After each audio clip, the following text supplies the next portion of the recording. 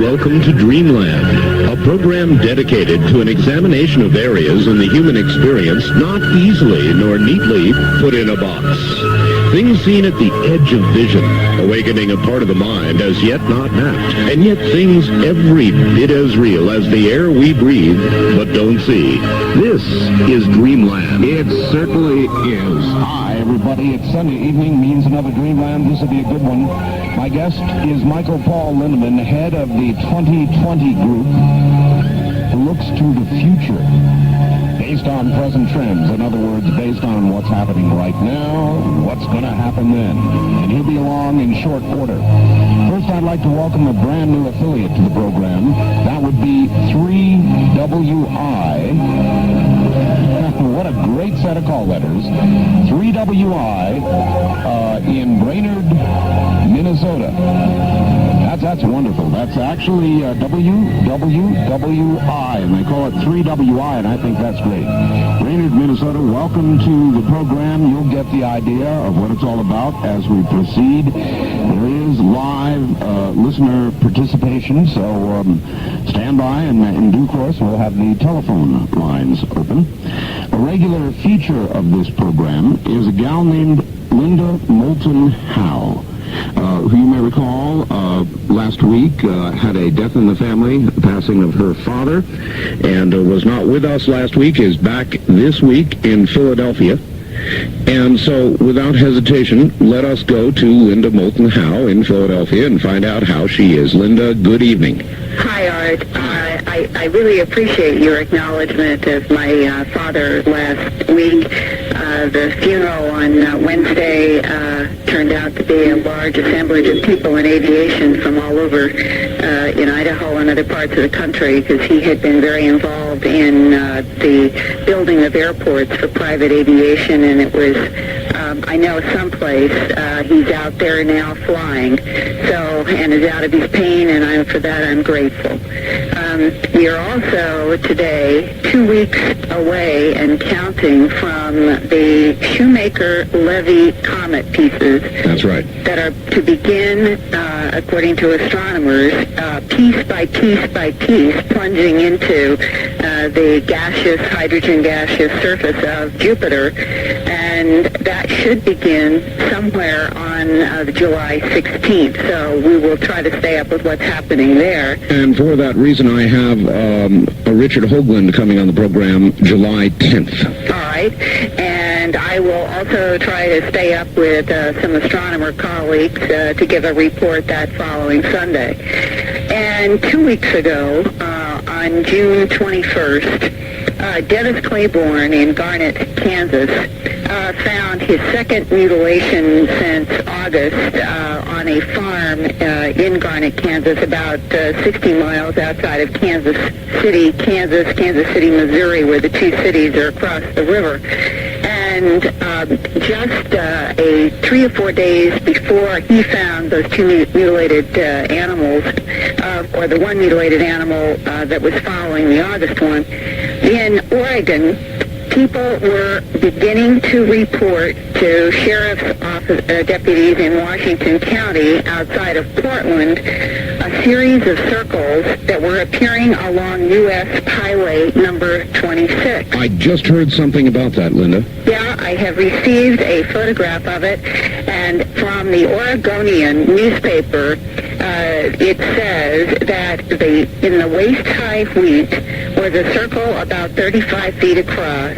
It was ringed by a second circle of completely untouched wheat that was standing, and that was surrounded by a ring. And when you look at the picture, it is a flattened circle that is about 35 feet across, surrounded by a larger ring. And then in 4 different compass points, northeast, southwest, are 4 smaller circles placed at those compass points outside of the circle in the ring. And they were placed on the north side of a hill just high enough to be seen from Highway US 26. And there was a point where the Washington County Sheriff's deputies were having quite a challenge trying to control traffic, because literally hundreds of people were stopping with camcorders and cameras to take pictures of this formation, and there was one man, Chris Ullman. He said, how did they get the circle so precise in the dark? It would seem like you would need a light source. This is quite a precise one, and we're now all waiting to see if anything more like this will occur in the United States. So if there are any listeners in any area that have some access to going out to where there are any kind of food and cereal crop fields, we are now into that phase where we're trying to keep up with any formations that might be occurring someplace. And this particular one, whether it was made by a human or something else, was on the outskirts of Portland, Oregon.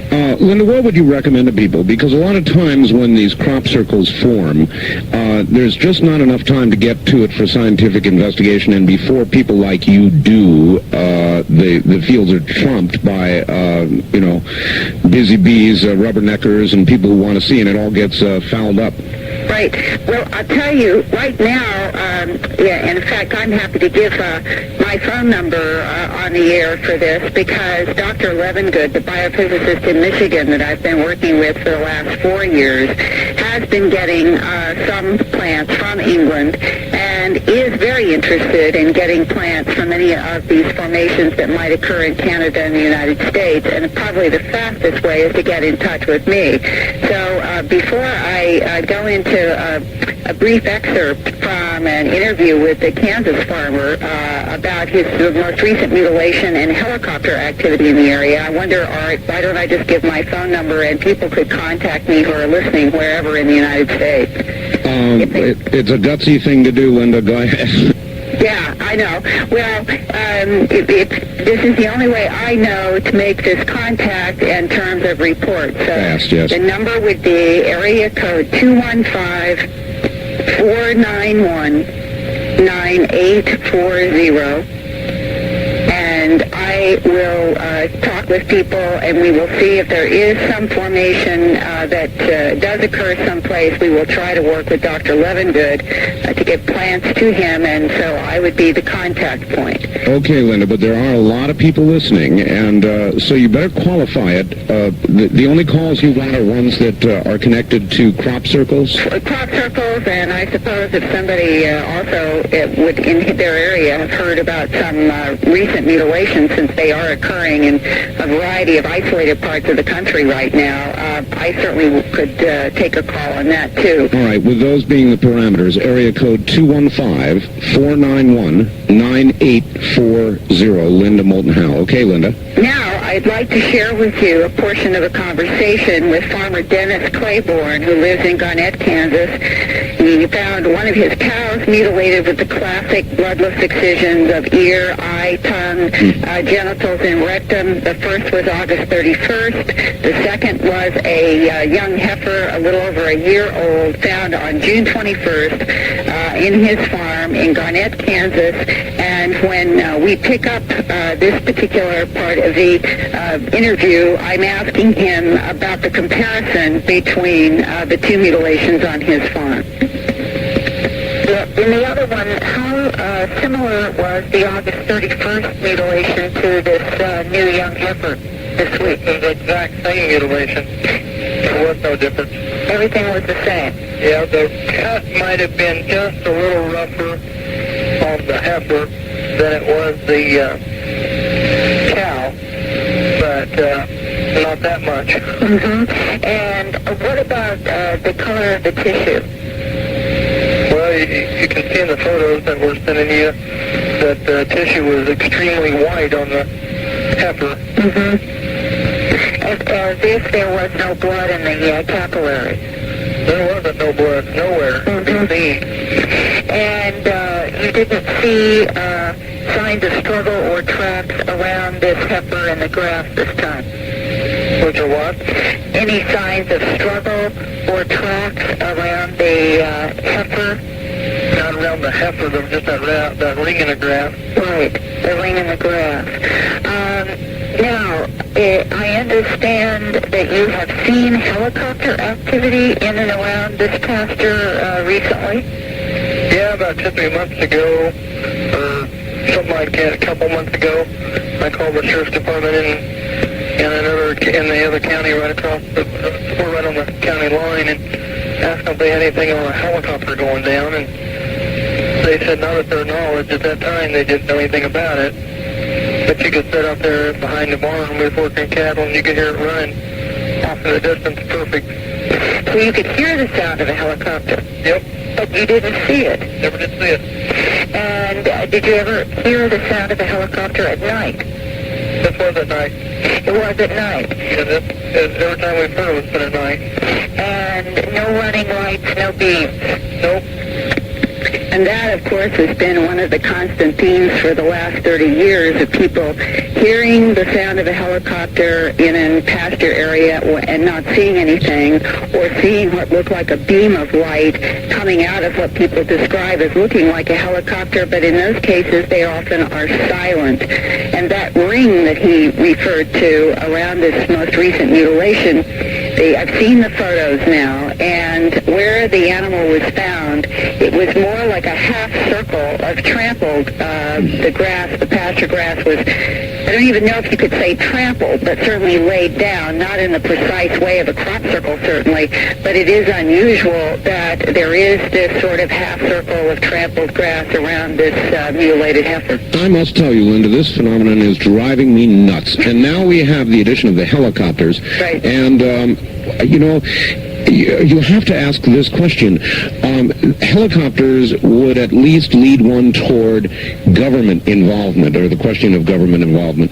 And then you've got to sit back and say, now, what the hell would our government have to go to some farmer's field to get a cow to cut up? The answer is the government would not need to do that. That's right, and every law enforcement officer I've ever talked to since I first did a strange harvest 14 years ago has said this is not the way the government would operate. They would simply buy the animals that they needed, take them onto some military place, and they would take whatever it was that they needed. And I think it's also important to report about 7 years ago, a man who, as far as I know, works for intelligence in the United States government, told me, without my being able to ever name him or the source, but said that our government does monitor frequencies of what they consider to be non-human entities, and these frequencies that come from different vehicles or lights can be tracked and monitored, and when they pick up these signals, that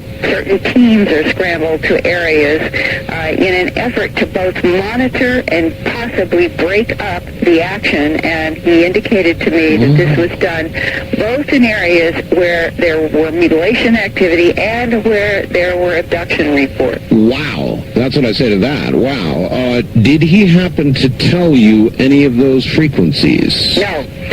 Those are the kinds of things that when you get into details, none of us really ever get, and that may or may not be wise on the part of some of the people in the government who have some assignments in some of this. They're monitoring, and I think they monitor.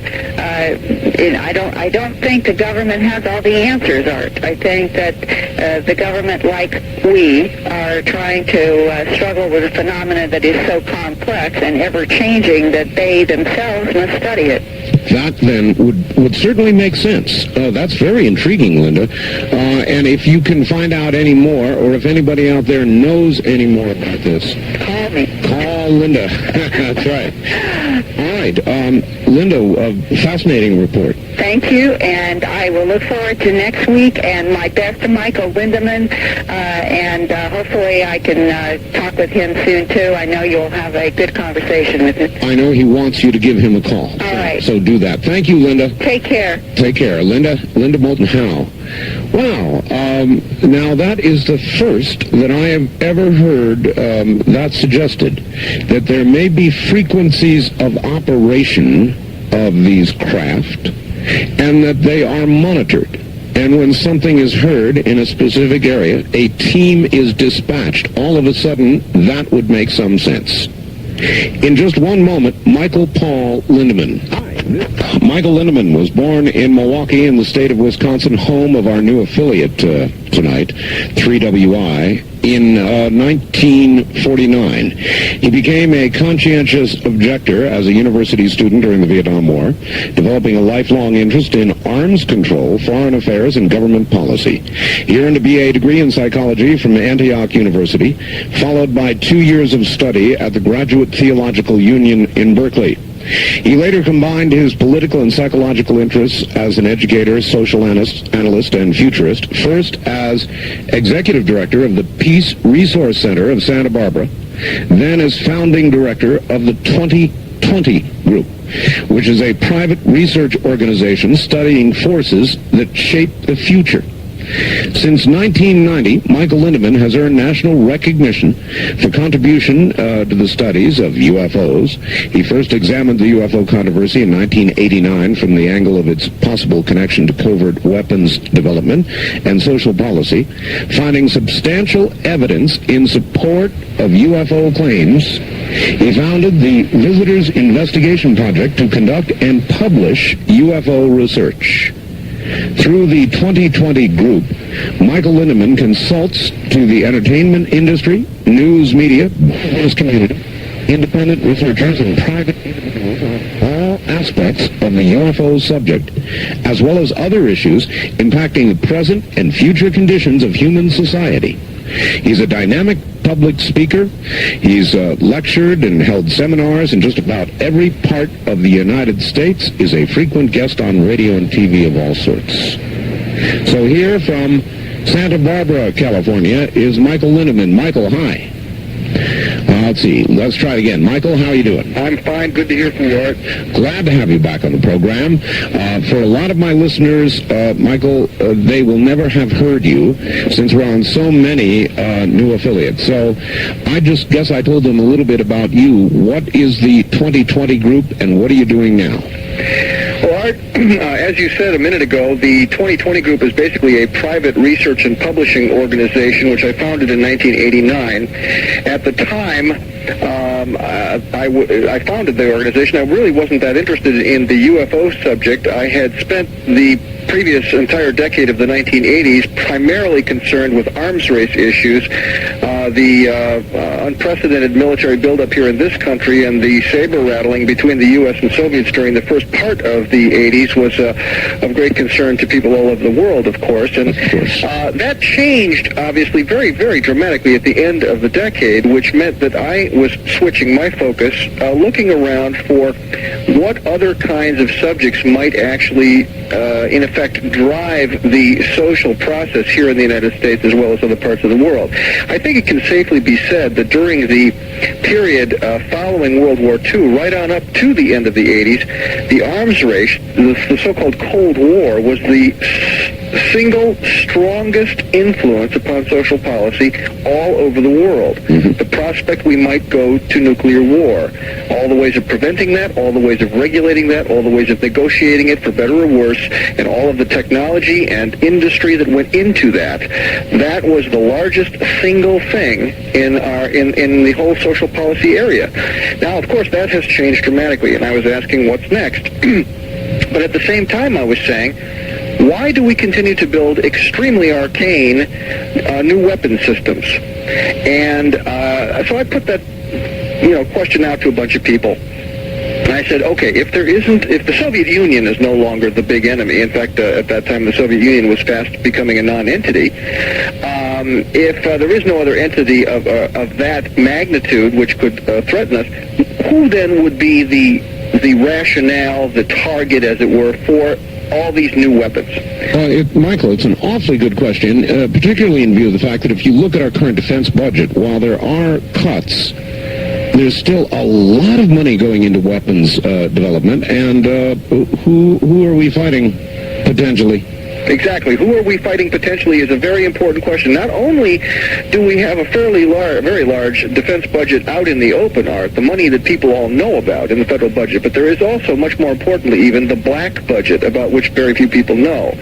And we may have occasion to speak of that later in the program, but I would like to mention to all of your listeners that if you have not yet heard or seen the book Blank Check by Timothy Weiner, I strongly recommend that you go out and get that book. It's in softcover. Blank Check, subtitled The Pentagon's Black Budget. What about this theory, if you don't mind, Michael, that old habits die hard? And I know that sounds laughable and silly, but we have a long tradition now of connection between the government and defense contractors and all the rest of it. Jobs are at stake. Lots of things I can think of might drive, other than a real national security need, weapons development. You're quite right. There's no question. Part of it is momentum, Art. Part of it is momentum for the simple reason that these weapons development, these weapon systems are on a very, very long development curve. And back when, for example, the alleged Aurora spy plane became a priority project, back in those days, the Soviet Union was very much a formidable enemy, and the idea of a new supersonic or super high-speed hypersonic plane was a very good idea, or at least a feasible idea. Today, we have to say, maybe that plane is anachronistic, but I'm not so sure. And we should be bear in mind, too, that that plane officially does not exist, and yet all of the major aerospace books or magazines in the English language say it does. The U.S. Geological Survey says it does because they can track its movements on their seismographs. Many professional plane spotters say it does. This is a plane which officially doesn't exist. In fact, the Air Force has said vehemently time and again, not only have we not built it, we don't know how, so please, leave us alone. Only a few weeks ago, CIA Director Woolsey said at a university in Kansas, asked by someone in the audience, what about the Aurora? He said, not only does nothing called the Aurora exist, nothing like that in concept exists. All right, well, listen, we've got to hold it right there, Michael. Okay. We're at the bottom of the hour. Sit tight for about 4 minutes. We'll be right back to you. This is Dreamland on the CBC Network. You are listening. Take a listen. You'll get an earful. Talk Radio 102 FM. Come enjoy the big produce carnival of fruit savings at Thompson Food Basket in Morton. This is Kent Henderson, produce manager. Right now you'll find great savings on produce, like red or black California plums for just 69 cents a pound. Large California peaches are only 49 cents a pound. White or red seedless California grapes are 99 cents a pound. And first of the season, Talbot sweet corn is available too, with 10 ears for only $1.79. Shop and save every week and get double coupons up to 60 cents every day at Thompson Food Basket, 435 West Jackson in Morton. Now, here's the Poet Laureate of the Morton Community Bank, Cliff Hasselbacher. Summer is here and it's about time. How about a CD that's tied to prime? The flowers are blooming, that sure is great. Your hometown bank always gives a fair rate. If you like your banking without a frown, do your banking at MCB, not out of town. And this is Jean Ann Heiniger. At MCB, we always offer competitive rates, and our friendly account representatives are ready to help you with your investment needs. It's another service of your hometown bank, the Morton Community Bank. Remember, FDIC. Flowers by Florence in Pekin does not have a special for you. That's right, no special. That's because at Flowers by Florence in Pekin, you can always buy a dozen roses for just $17.95. So for those not so special occasions, get a dozen roses for just $17.95 at Flowers by Florence. Call 347-4500 to get those roses for that special someone, no matter what the occasion. That's 347-4500 for Flowers by Florence, 5th and Margaret Streets in Pekin. The number one key to success in all relationships is communication. We'll talk about communication on the new single and the issues that affect us. Join me, Janet Rudd, at 11:30 every Saturday morning for a thought-provocative program. The new single, sponsored by Dates. With 48 marriages and 22 engagements, I'll share the secrets to success on the new single every Saturday morning at 11:30 on Talk Radio 102 FM.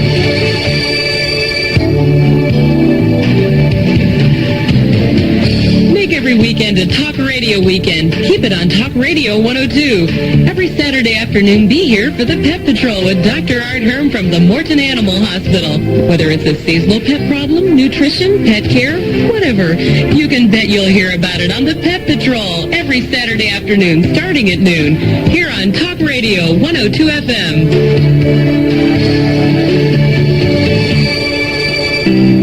Did you know that babies need most of their shots by the time they are 2 years old.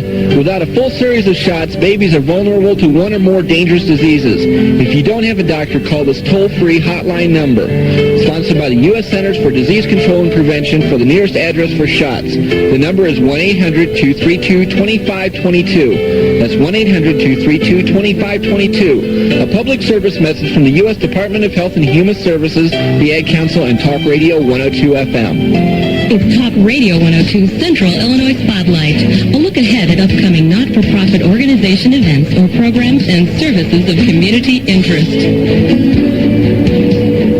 Hi, I'm Evelyn Franklin. I'm with the Blue Promenader Square Dance Club. It's a group of energetic youth and adults that like to have good, clean, fun square dancing and doing country lines. You can join in that fun by taking square dance lessons starting Sunday, September 18th from 2 to 5 in the afternoon at the Masonic Hall at 700 South 4th Street in Morton. It's only $1 a person per week. The instructor is Novice Franklin. For more information, call Talk Radio 102 or the instructor at 266-9870. What's up in Central Illinois? Just listen for Central Illinois Spotlight from Talk Radio 102 FM. The unexplained, the unusual, the unknown. This is Dreamland on Talk Radio 102 FM.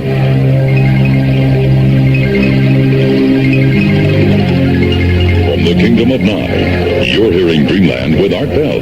To participate in the program, call toll-free 1-800-618-8255. 1-800-618-8255. First-time callers, area code 702-727-1222. Or the wildcard line at 702-727-1295. This is the CBC Radio Network.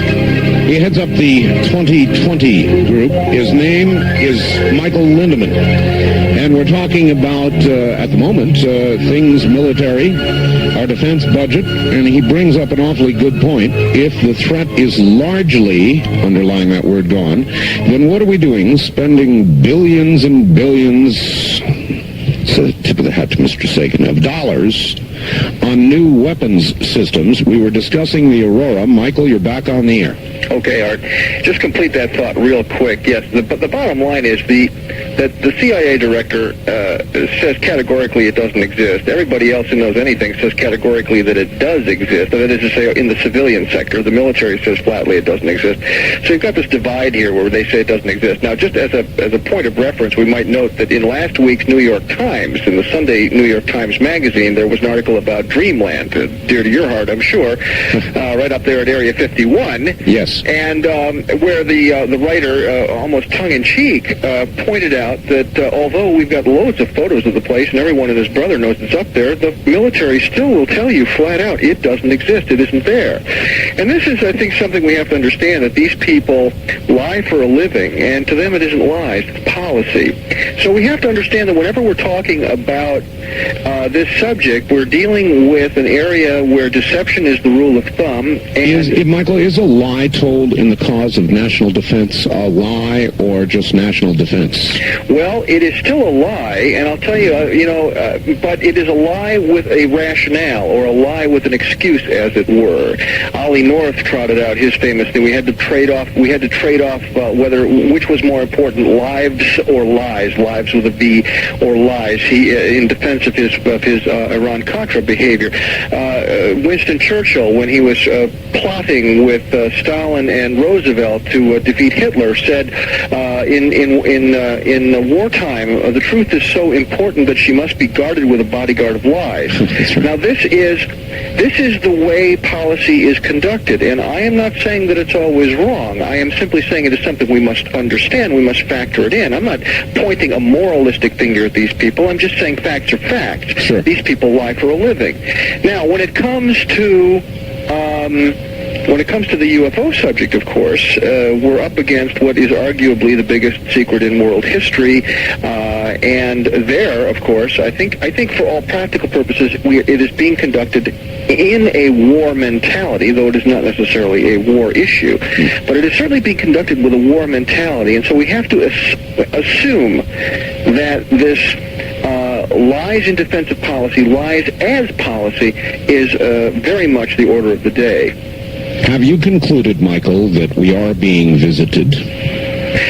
My personal conclusion is absolutely yes. I believe I am absolutely convinced. And what is the body of evidence that brought you to that conclusion?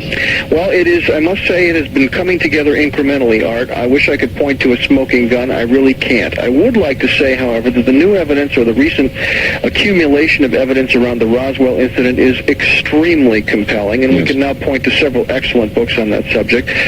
One by Stanton Friedman called Crash at Corona, and two by Randall and Schmidt. The first one called UFO Crash at Roswell, and the new one this year called The Truth About the UFO Crash at Roswell, which somewhat rewrites the timeline, but for all practical purposes, the story is the same and has been pretty much the same since Bill Moore first published the Roswell incident back in 1980. But today we have, dozens of first-hand eyewitnesses and many, many other eyewitnesses, family people who have seen how their loved ones passed away, babbling about Roswell on their deathbeds, for example.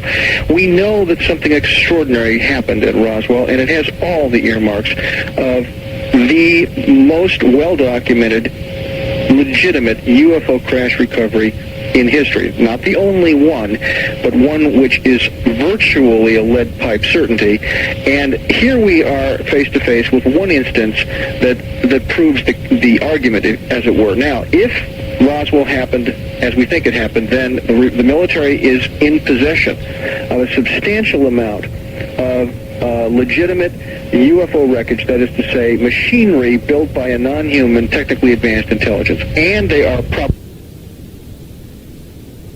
This made the Rock 106. Disappeared, was shipped out under unusual circumstances and later disappeared, never to be seen again.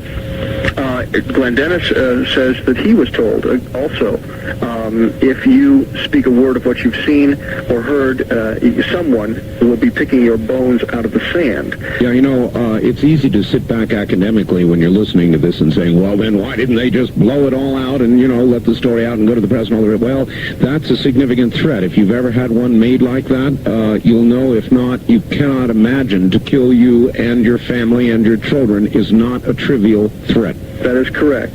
There was a young girl whose name at the moment escapes me, and perhaps I can dredge it up later on. Her father was a fire officer down there, and the fire department apparently had been called out to help set up the cordon around the crash area. Some small pieces of wreckage showed up at the fire department for a short period of time, and this young girl, 12 years old at the time, Frankie something, I forget her first.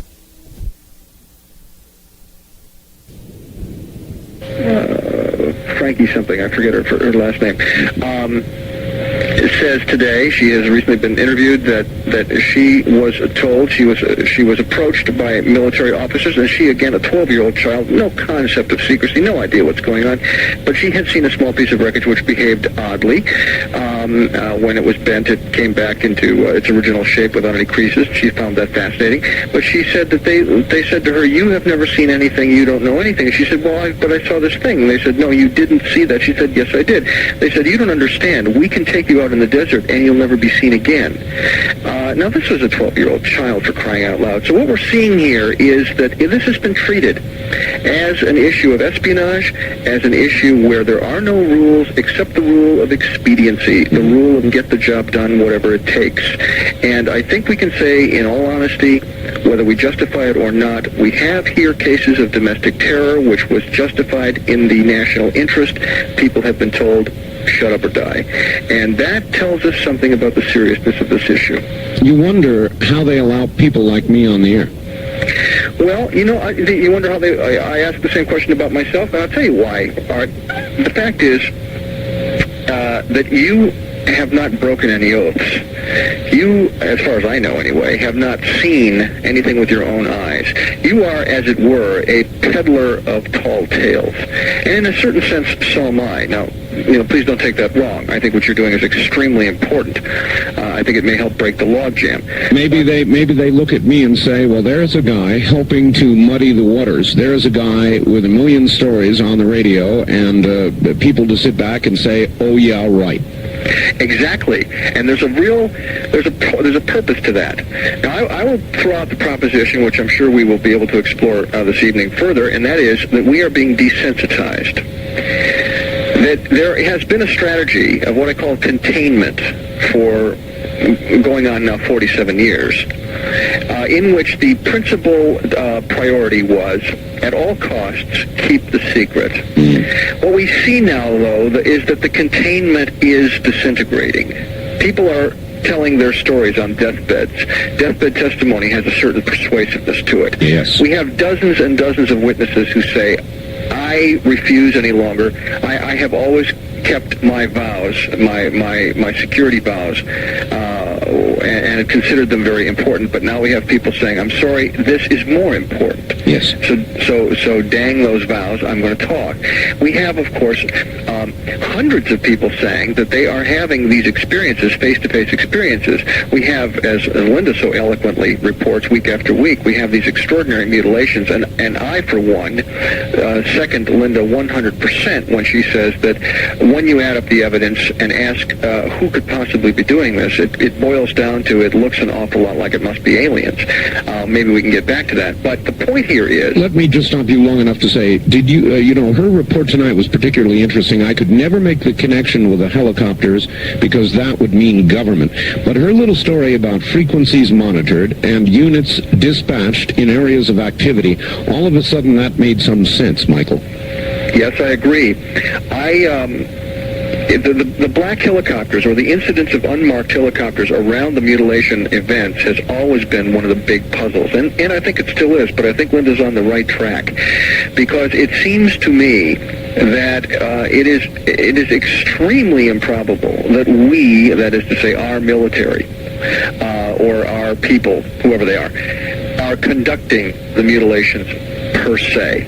And yet I am quite sure they must be extremely interested, perhaps even deeply concerned about this, and yes, they would be monitoring this. Yes. Now, there should be. If we understand anything at all about alien propulsion, it seems to me that one thing that we're aware of is that there are very, very strong and probably characteristic microwave signatures associated with low-level UFO activity. We have lots of evidence that that's the case.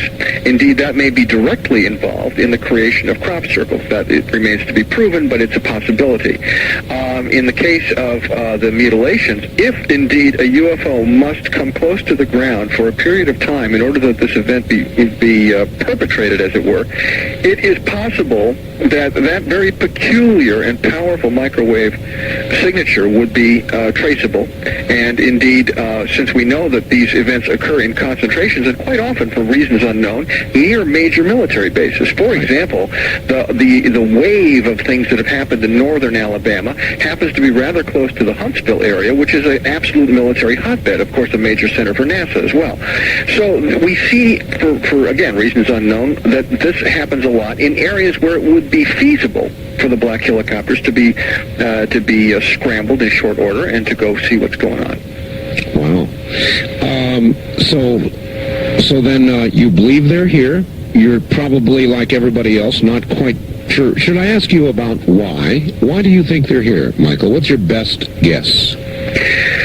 Well, I could only give you a guess, as you say. Let me start by saying that I am slowly gravitating toward what I would have to say, and with all due respect to myself and others, is the current lunatic fringe of serious UFO research, okay? Now, which is what? Which is the proposition that they've always been here, or they've been here one heck of a long time. And let me back up on that a second and say that over time, the lunatic fringe of this research area has shifted a great deal. It was only about 15 years ago, Art, when the concept of abduction was right out at the lunatic fringe. Absolutely. And today, as we all know, abduction is the centerpiece issue of UFO research, and anyone, even the very conservative organizations, such as the Center for UFO Studies in Chicago, which, you know, by any stretch is a conservative UFO research group, they're you know, they're on the bandwagon with abduction. Today we have the most astounding abduction tales being taken very seriously by Harvard professors and so forth. And so we have to say, well, this topic has come of age. By the way, John Mack's going to be a guest on the program in the next few weeks. Very good. Very good. Well, of course, as we probably know, most of your listeners, I hope, are aware of John Mack's quite remarkable new book. I would like to say a word about that in a minute, but let me just finish this other thought. Sure. We've seen that line, the lunatic fringe line, as it were, shift over time. Now, way back in the 60s, a guy named Erich von Däniken said, you know, he thinks that the so-called ancient astronauts have been here forever and maybe left traces of their passing, you know, centuries or millennia ago. And in a certain sense, von Däniken was his own biggest problem because his research was sloppy. He made lots of mistakes in his basic statements and so forth. But it's quite possible that he was onto something very, very important. And in the meantime, we've seen better scholarship out of people like Zecharia Sitchin. And we are finding that one of the most prominent themes among abductees today is this theme. They are being told time and time again, instructed about the ancient history of the world and how it is that we have had this long-running relationship with these others. Now, we should say, too, that these others do not appear to be a single group. There seem to have been, this may have been a crossroads, you know, for this part of the galaxy, for all we know. We hear stories to the effect that this is a fascinating planet because it is replete with so many different life forms that it's somewhat of an anomaly in that respect. Well, I don't know if any of that is true. It's an interesting idea. The fact is, however, that there are all over the world incidences of what we call out-of-place artifacts, and also out-of-place knowledge. For example, why is it that the Sumerians 5,000 or 6,000 years ago knew the precise dimensions and structure of the solar system? This is something that we didn't know. We didn't know about the planet Pluto, for example, until 1930. We didn't know about Uranus and Neptune until the latter part of the 19th century. And yet the Sumerians knew these planets. They knew their size. They knew their color. They knew how long it took for these planets to go around the sun. This is a fascinating fact. They wrote it all down, so we know it's true. They even had diagrams. Michael, it argues two possibilities, really, it seems to me. One, that we were visited long ago and given these technologies, or two, and I have a number of guests that have said this recently, that it's possible that there are periodic polar shifts and that man on this planet comes and goes, and that there may have been prior civilizations. Okay. Prior civilizations, yes. Even possibly prior periods of exceedingly high technology. Indeed, the new information about the Sphinx is most provocative in that regard. Are you familiar with the latest information concerning the possible age of the Sphinx? Please tell me. Well, a man named John Anthony West a couple of years ago noted something most peculiar about the Sphinx. He was looking at photographs of the Sphinx and he said, by golly, this thing was eroded with water, not wind. Now this makes it an anomaly in the whole area. All the other structures around there, the giant pyramids of Giza and so forth, are all very clearly wind eroded, but water erosion looks very, very different. And there's simply no doubt at all from the standpoint of a geologist that the Sphinx is eroded with water, the back part of it. So the question is, how is it possible that the Sphinx could have been eroded with water? When did it rain in Egypt? And the bottom line there is it didn't rain. It hasn't rained any significant amount in Egypt for 10,000 years. Now, this of course raises a firestorm with Egyptologists because they have nailed down the age of the Sphinx, who built it, what it's for, and all of that. But nonetheless, the geologists have come on board like gangbusters because John Anthony West, who's no geologist at all, enlisted the aid of some geologists from various universities in the East Coast, and they went out there very grudgingly at first, but they had a look and they said, by golly, this guy is absolutely right. This bloody monument is eroded with water, and it's very apparent. It's not an ambiguous matter. So now every geologist that has a look at it just, drops his jaw to the floor and says, this is the most fantastic thing we've ever seen. Bottom line, what does it mean? The Sphinx can't be 5,000 or 4,000 years old like people say. It can't be an artifact of that dynasty that everyone pins it on. It is something that was built 10 or 12,000 years ago, long enough ago, Art, that rain, substantial amounts of rain, could have substantially eroded it before the rain stopped. And that is an absolutely stunning change in our whole view of that area. It is. Michael, hold on just one moment. My guest, Michael Lindeman. The Seacrane Company sells the DL telephone. What is the DL telephone? Why should you want it? Oh, these are easy answers. The DL telephone, in the area of what is it? It's a digital telephone. That means that it breaks your caller's voice down and your voice down into true individual digital yeses and nos. Confusing? It reassembles them on the other end. So, what does that mean? Well, here's what it means. Here's how it works. It is as good as a plug-into-the-wall telephone. It's a portable telephone. Operates on 900 megahertz, up above the cellular area. It is so clear that you will not be able to detect any difference between it and a telephone you plug into the wall. No difference in terms of either the caller's voice or yours going back. Can you imagine that? Can you believe it? Believe it. It's true. I have a couple of them, as a matter of fact. I love this telephone. What else does it do? It gives you complete privacy because it is digital. Nobody can monitor it on a scanner. Nobody. Matter of fact, it doesn't even have the clipper chip in it yet. It's complete privacy. 3. My telephone will go 3/4 of a mile. I can go to neighbors' homes and all the rest of it. I've got good geography here for that, I'll grant you. And if you have a lot of buildings, it may lessen somewhat. But almost everybody I've talked to gets right on up to a half mile or better. Imagine that. So you can take it to neighbors' homes, that sort of thing. It's got all the features you would expect and demand of a portable telephone. The redials, the flashes, the holds, all the rest of that sort of thing. In fact, the DX model even has a very, very effective intercom in it. Now, the DL telephone is $199.95. And there are only a few more in stock, so get on the telephone Tuesday morning. Not Monday, because they're closed Monday, but Tuesday morning with the Seacrane Company at 1-800-522-8863. Then, by the way, when you get it, take your old telephone and throw it as far as you can throw it. No interference from others using it also, by the way. That number again to order, 1-800-522-8863. Back to Michael Lindeman. Michael. Yes, sir. So then what do you think is the most likely, that we were visited, or that there was another civilization, or there have been many civilizations, or that there has simply been a rise and a decline back to the cave days, or what do you think happened? What I think, first of all, Art, is that we currently live in an extremely narrow worldview about our history, about our past. We have some giant surprises ahead of us in terms of understanding our past. Probably high civilization goes back a lot further than we think in certain places.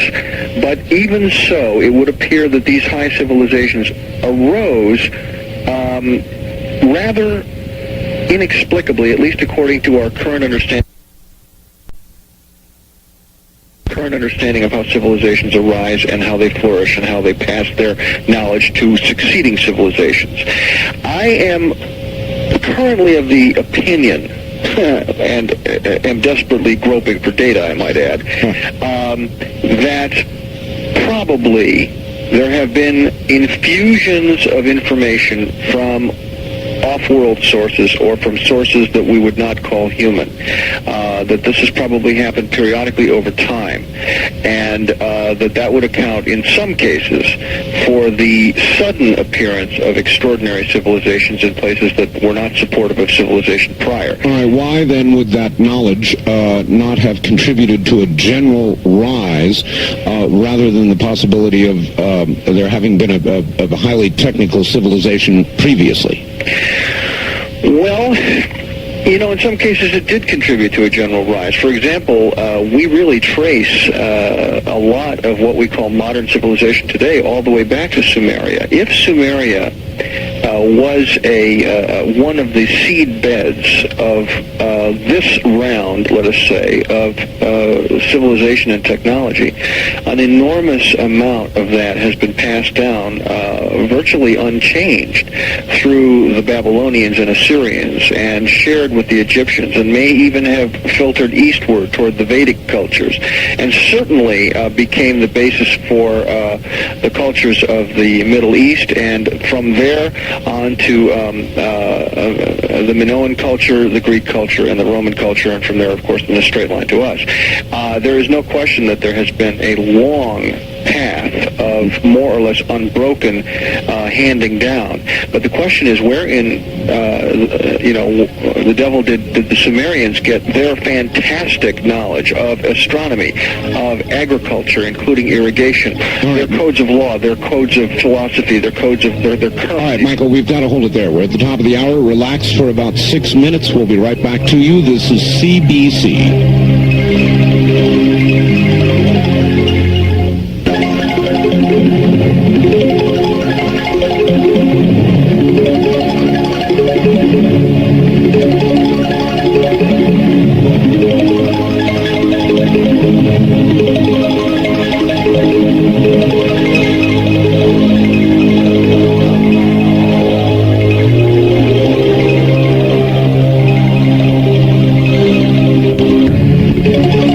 Sorry, but due to satellite transmission problems, Talk Radio 102 FM presents a previously recorded Art Bell Dreamland program.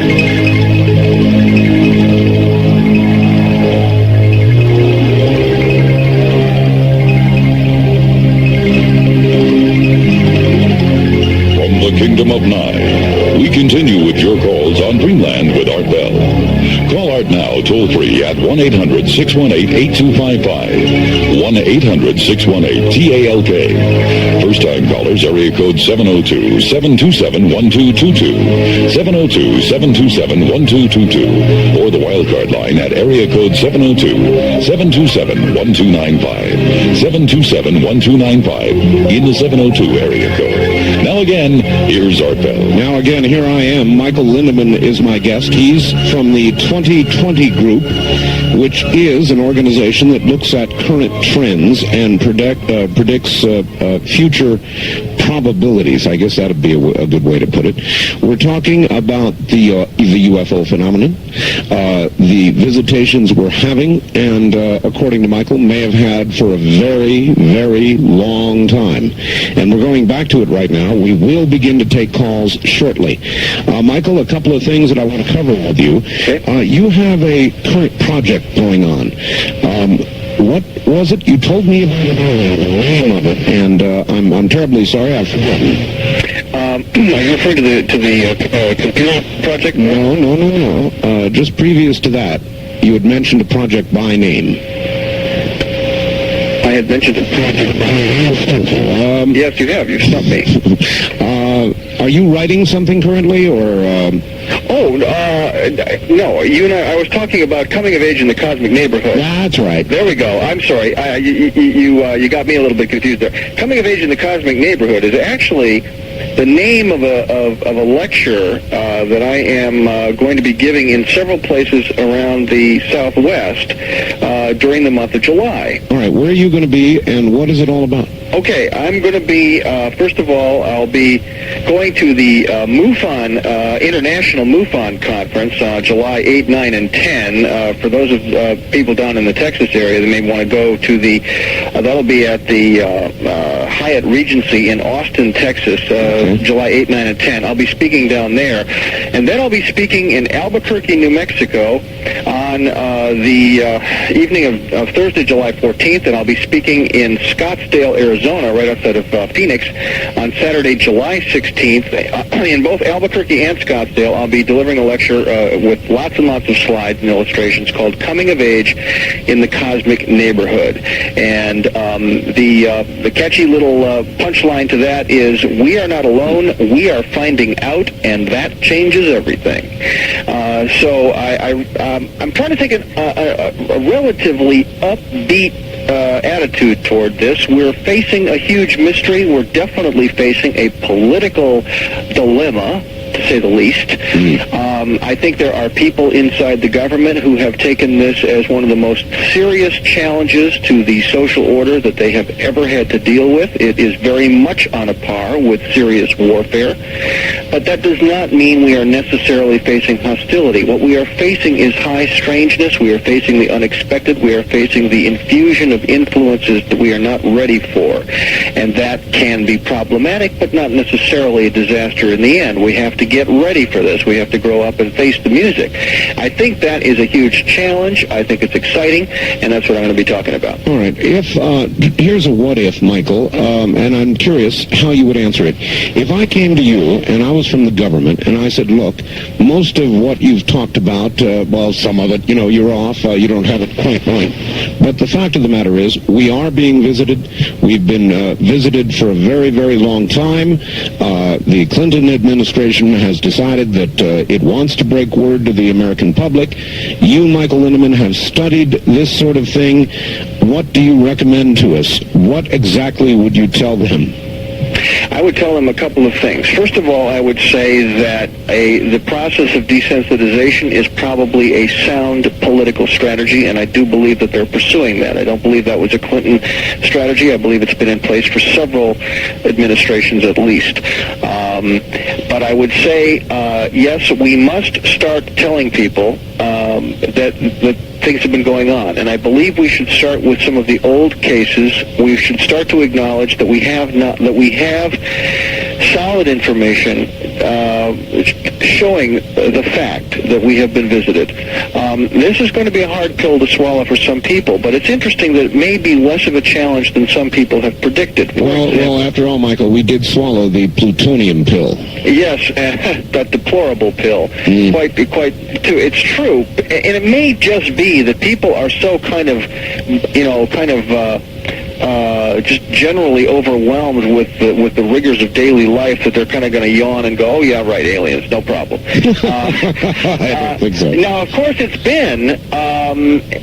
has been a running supposition in government, and we know this from looking at the Robertson panel report from 1953, the CIA report about debunking, the Brookings Institute reports that came out of the late 50s and early 60s, reports from NASA and so forth, telling us unequivocally that the government has assumed that there would be some kind of very unpredictable social disorder if they simply said, well, by the way, we've got aliens and we can't catch them and we don't know who they are or what they want, thought you'd want to know, that would probably precipitate a disaster which they were unwilling to take a risk on. I understand that. I think they're probably right. But I think, too, we're very different people today than we were then. I think that we now have a generation of adults who grew up with the space age. We have a generation of adults who grew up with fantastic space movies, who've seen all kinds of stuff on Star Trek since it began back in the late 60s. All this kind of thing has changed the picture enormously. We also have a huge amount of information coming out and reported much more respectfully today than ever before, though there have been waves in the past of good reporting and big stories. Today, it's really unprecedented. The number of books, the number of quality television programs, the number of reports in the newspapers and magazines, all this is changing the picture a tremendous amount. It is. Still, the government is not likely to tell us about something that the government itself does not fully understand. It's not likely, is it? No, it is not. It is not likely at all, but I do think that if ever there was an opportunity, the Clinton administration represents a major break from the past in a way that the Bush administration certainly did not. Bush's political roots go way back to the early 50s when he was involved with the CIA in covert ops, and of course as CIA director in the mid-70s. Yes. Reagan, of course, an old guard guy, and then from there on all the way back through Nixon and those people. Really, the last time we had a chance like this was the Jimmy Carter administration, and of course Jimmy Carter said in 1976 that he would tell everything, and so we find out there. That was a campaign promise. We find out there that when he got into office, something dissuaded him because he made it very plain in his campaign talks that he would tell. Why? Because he'd had a sighting and he believes in UFOs. So that changed when he got into office, and we have reason to believe that he, like other presidents, was briefed and told, I'm sorry, Mr. President, you really don't understand the nature of the situation. It's well under control, but you're not in charge of this one, sir. You'll just have to go with the program. And I really think that that is the way it has been. But now, in a way that we haven't seen before, I do believe that the Clinton administration is positioned, it could take this on, because in a very real sense it had nothing to do with it. These people are a new breed, and they can say, look, we didn't make this problem, and we want to handle it differently than it's been handled before, because we think the American people deserve the truth, and we think the American people can rise to the occasion. And indeed, the other side of the coin is that millions of Americans know this is real because it's disrupting their lives, because they are having the experiences, and they know they're being lied to by the officials because they have grays in their living room and their bedroom, for crying out loud. They are worried about why their kids are getting abducted, and they want the government to say something. These people aren't going to be surprised. They're going to be relieved that someone's finally telling them the truth. So I think we're in a very interesting time, a very pregnant time. It is still politically risky, but it is not impossible to start talking about this, and I hope we do. When do you think we might give birth? Oh, well, Art, as you've already said, and I must agree with you, sad as it is, I don't believe that we're going to see the political guts out of this administration. I think this administration's got a lot of problems, very, bottom line issues like Whitewater, really big, important stuff. Yeah. Paula, what's her name, Paula Jones. Paula Jones, yeah. I mean, really important issues that are clearly of world-shaking magnitude. These things are going to dissuade the president, I think, from having the political guts to do anything of the kind we're talking about, but that doesn't make it impossible, and I think there are other ways to go about it. Well, I don't know, Michael. On the other hand, I could imagine he would look at it this way. Fed up with Whitewater and Paula Jones, an announcement about aliens would tend to sort of make everything else pale into insignificance? You may be right. That's an interesting strategy. Now, here's something happening. Last time I was on your show, I made mention of the fact that there's this thing called the Roswell Declaration. Yes. And since you've got a bunch of new affiliates now, I want to say it again because the deal is still the way it was. And by the way, the last time I was on your show, Art, I got 200 responses in the mail. And that, I think, is a tribute to you and your show. It was absolutely fantastic. But here's the thing. There's a piece of paper called the Roswell Declaration. It is now being widely circulated around the country and in Europe, and we have just learned, I'm happy to say, that it will soon appear as a full-page spread in Omni magazine, which, of course, will present it to millions of people. What is it? The Roswell Declaration is basically a plea to the Clinton administration to release information about some of the great classic UFO cases, principally Roswell, but also some of the other cases, to declassify certain information that would be in the public interest to come clean on this information and let people know what really happened. How do people get a copy of it? All they have to do is send me a self-addressed stamped envelope. Send it to Michael Lindeman at 3463 State Street, Box 264, Santa Barbara, California, 93105. I'll give that address again in a minute, but if you'll just send me a self-addressed stamped envelope, I will send back to you immediately the Roswell Declaration. It's self-explanatory. Read it, sign it, maybe make copies of it first for your friends, and send it in to the address that is listed on the Declaration, and you will be joining tens of thousands of people, all of this being collected now. And after Omni presents it, and after it's presented in a few other major news venues, it will all then be collated and sent as a single huge petition to the administration. It will be sent to the president. Yeah, okay. Who's doing this, Michael? Who's behind it? Well, it began with the initiative of a single individual named Kent Jeffrey, and this man really deserves a huge round of applause because he took this on by himself. He wrote the declaration by himself with the help of other people, but including the Mutual UFO Network, the Center for UFO Studies, and the Fund for UFO Research. They are now all co-signers of the Declaration. This is really a good idea. Now, give the address again, please. Please send a self-addressed stamped envelope to Michael Lindeman at 3463 State Street, Box 264, Santa Barbara, California, 93105. And I will send you a declaration in the same day's mail. All right, and when they're done with it, where do they send it? Do they send it back to you? No, there is an address listed. In fact, they can send it either to the Mutual UFO Network or to the Center for UFO Studies. Those addresses are listed on the declaration. Well, you know what, Michael? It just might be true that if enough of these were signed and sent in, and it were actually in the hundreds of thousands or hopefully millions, that this administration might take note and actually use it as a reason to make an announcement. It is possible, and it's very timely, too, that there's going to be an absolutely first-rate movie about Roswell on the Showtime network on Sunday, July 31st. Now, I'm sad to say that may cut a little bit into your audience, Art, because it's going to be broadcast, I think, during your show. That figures. But I would like to say, not wanting to take one listener away from your show, this is a program. If you're going to be listening to Art Bell that night, then by golly, have your VCR running and get this thing on tape and watch it, because I have seen it. I have already seen an advanced copy of it, and I can tell you this is one fine movie, and it is a you might say it's a fictionalized docudrama. What is the name of it? It's called Roswell. Roswell. And it tells the story, and it is gripping. It has some name stars. Kyle MacLachlan is in the role of Jesse Marcel, the intelligence officer out of Roswell who first broke the story in 1977.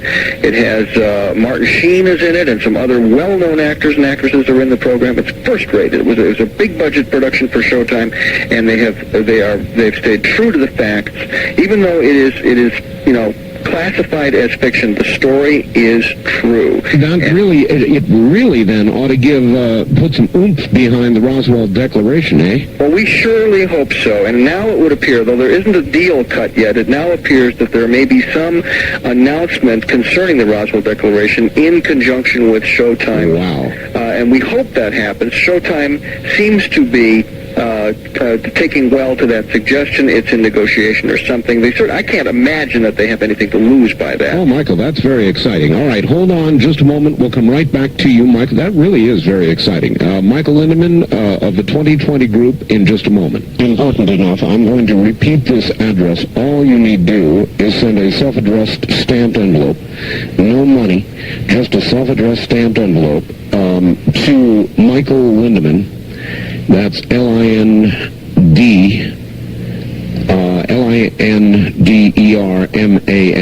Boy, I hope. Or are there two N's in that? It's Lindemann. There's no R in there. Oh, thank you. Lindemann. Okay. But anything close will do. And it's 3463 State Street, box 264, Santa Barbara, California, right? And the zip code? 93105. 93105. I'm getting all this because I know they'll ask for it. All right. Michael, I would like to begin to take a few telephone calls. Are you up for it? You bet. All right, let's do it. On the wild card line, you're on the air with Michael Lindeman. Hi. Hello, this is Fritz from Phoenix. Fritz from Phoenix. Gentlemen, the questions come up constantly. Why are they here? What's the reason why there are so many sightings over the 46, 47 years? Obviously, it's the cosmic connection. Now, Michael, you have nothing to lose. You have no credentials to use. You have a good reputation. But I must say this. The UFO community actually has no leadership. There's no guidance, no coordination, no clearinghouse. In short, it's staggering around like the four-planet man and the elephant.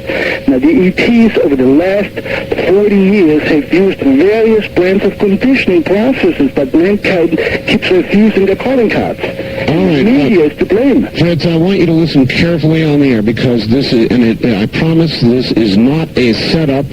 Michael, he mentioned a clearinghouse. There's no leadership. There's no clearinghouse. There's no central point. Wasn't a setup, Michael. I made a comment about this a couple of weeks ago. Yes. And we talked about it before the program. Yes. And I know that you can't tell us too much about it, but whatever you can tell us what's going on. Well, Fritz, I'm very cognizant of the problem that you've said. I agree with it.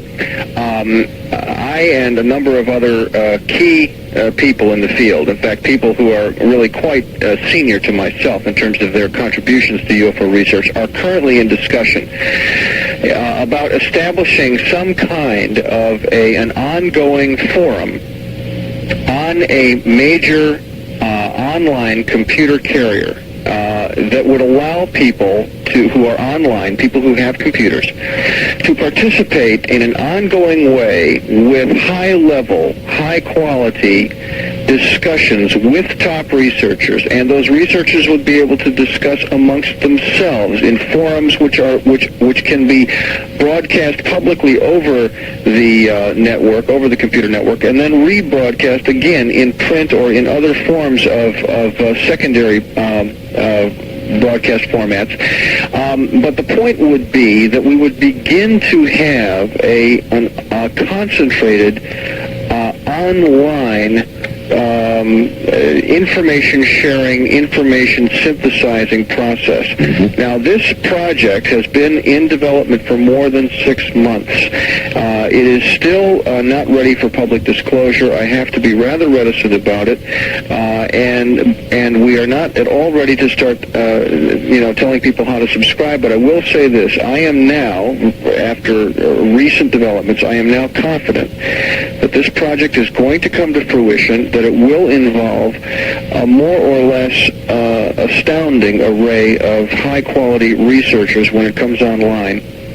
And I'm very happy to have played a role in causing this thing to occur, and I would love to tell all your listeners right now how they can just sign up and do it. Well, maybe next time. Yeah, since you cannot, that was going to be my question. The moment you can, will you come back on the program? I sure will. I would be delighted. That's very exciting. It's about time, and I don't know what else to say other than that. It's about time. On the first-time caller line, you're on the air with Michael Lindeman. Hello. Good evening. This is Bill from Vancouver. Hi, Bill. KEX and KVI. I'm lucky. Yes, sir. Mr. Lindeman, I have a question for you. Could you briefly tell me what is, since you know so much about weapons, what is this Red Mercury? And also, would either one of you be interested in receiving photos from the newspapers, not only the Oregonian, but there's several community newspapers of Forest Grove, of the sealed, the circled, and that? Oh, yes, absolutely. I would like to receive anything you've got on the crop circle activity up there. I would be very grateful. Did you get my... Yeah, can I put that in with when I send for the declaration? You sure can. I'd be delighted. Thanks so much. Okay, and Mr. Bell, could you please also say your P.O. Box number on the air? All right, I'll give my address out. Michael, we've only got just a very few seconds before the break. Red Mercury, do you know what that is? Frankly, I hate to sound stupid, but I don't know about Red Mercury. Sorry, caller. Well, that's all right. Michael, we're at the bottom of the hour, so what I would like you to do is just sort of hold on for a moment. We'll both look forward to those clippings. I certainly will. By the way, my address is Art Bell, Post Office Box 4755, Post Office Box 4755, Pahrump, P-A-H-R-U-M-P, Pahrump, Nevada. Don't laugh, zip code 89041-4755. You're listening to Dreamland on the CBZ Radio Network. It's new for Central Illinois. This is Talk Radio 102 FM.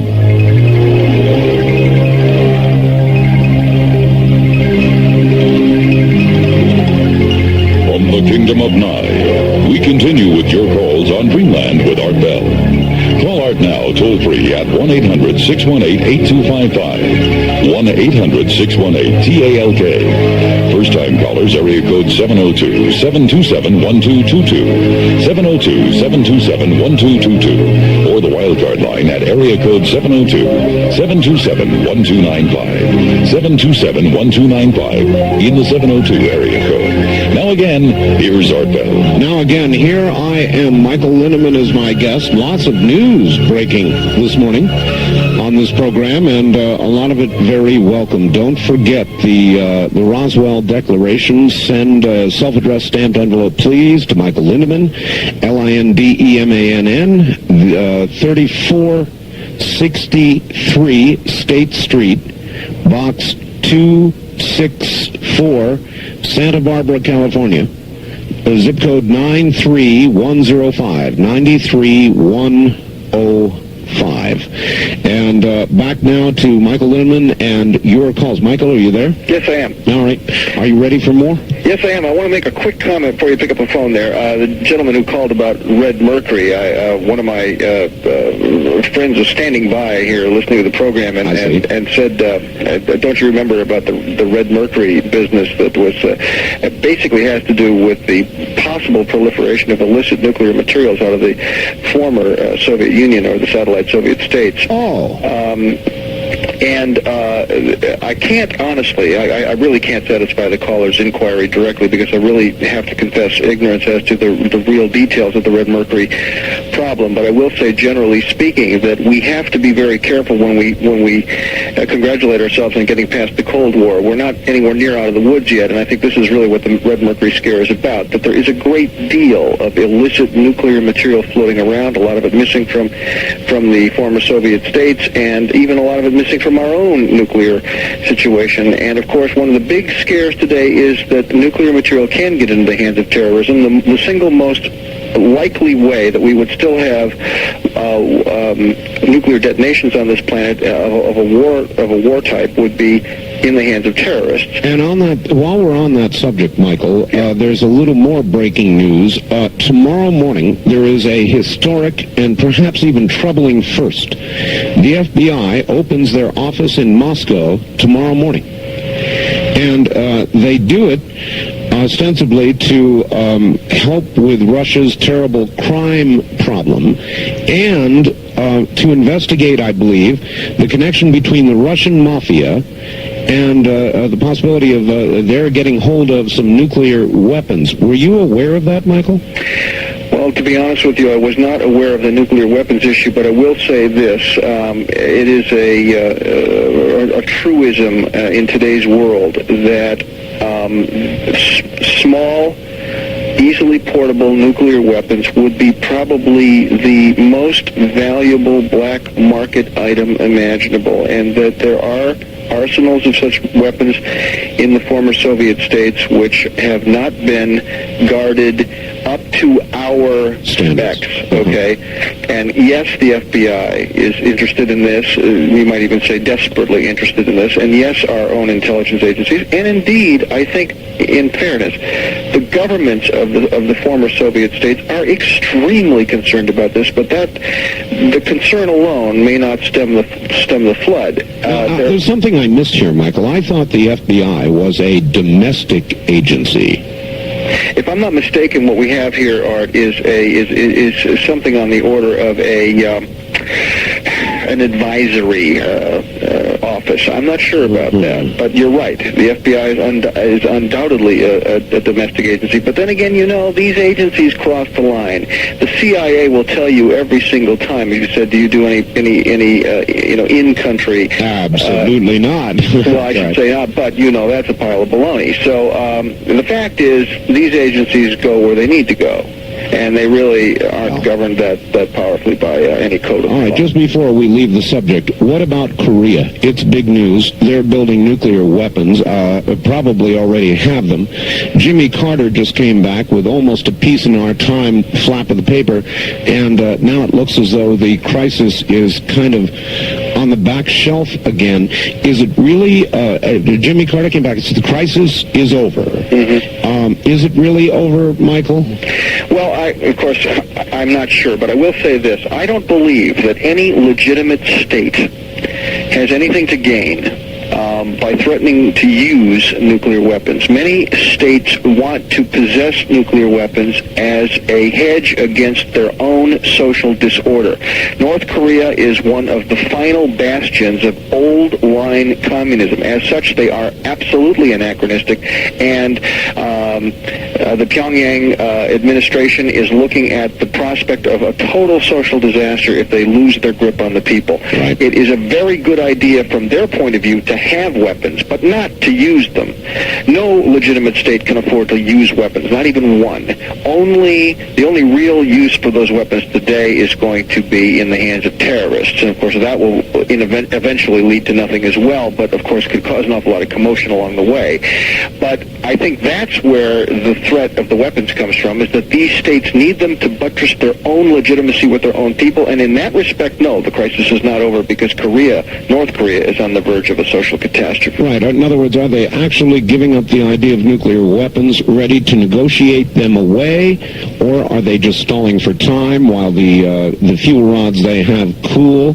They cannot yet extract plutonium from them, and surely the one thing they needed was time. Is that what Jimmy Carter and this administration have now given them? Time?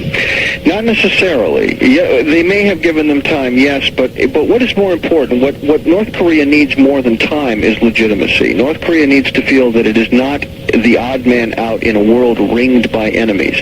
And if North Korea can be made to feel, if, for example, there is a genuine detente between North and South Korea, if North Korea is welcomed into the fold of economically developing countries in the Far East, then we may see a possibility where the North Koreans do not feel the need to develop nuclear weapons in the way they have felt. And I would call that a step in the right direction. I can't guarantee it'll happen, but I think that is where the negotiations are headed. All right. On the first-time caller line, you're on the air with Michael Lindeman. Hi.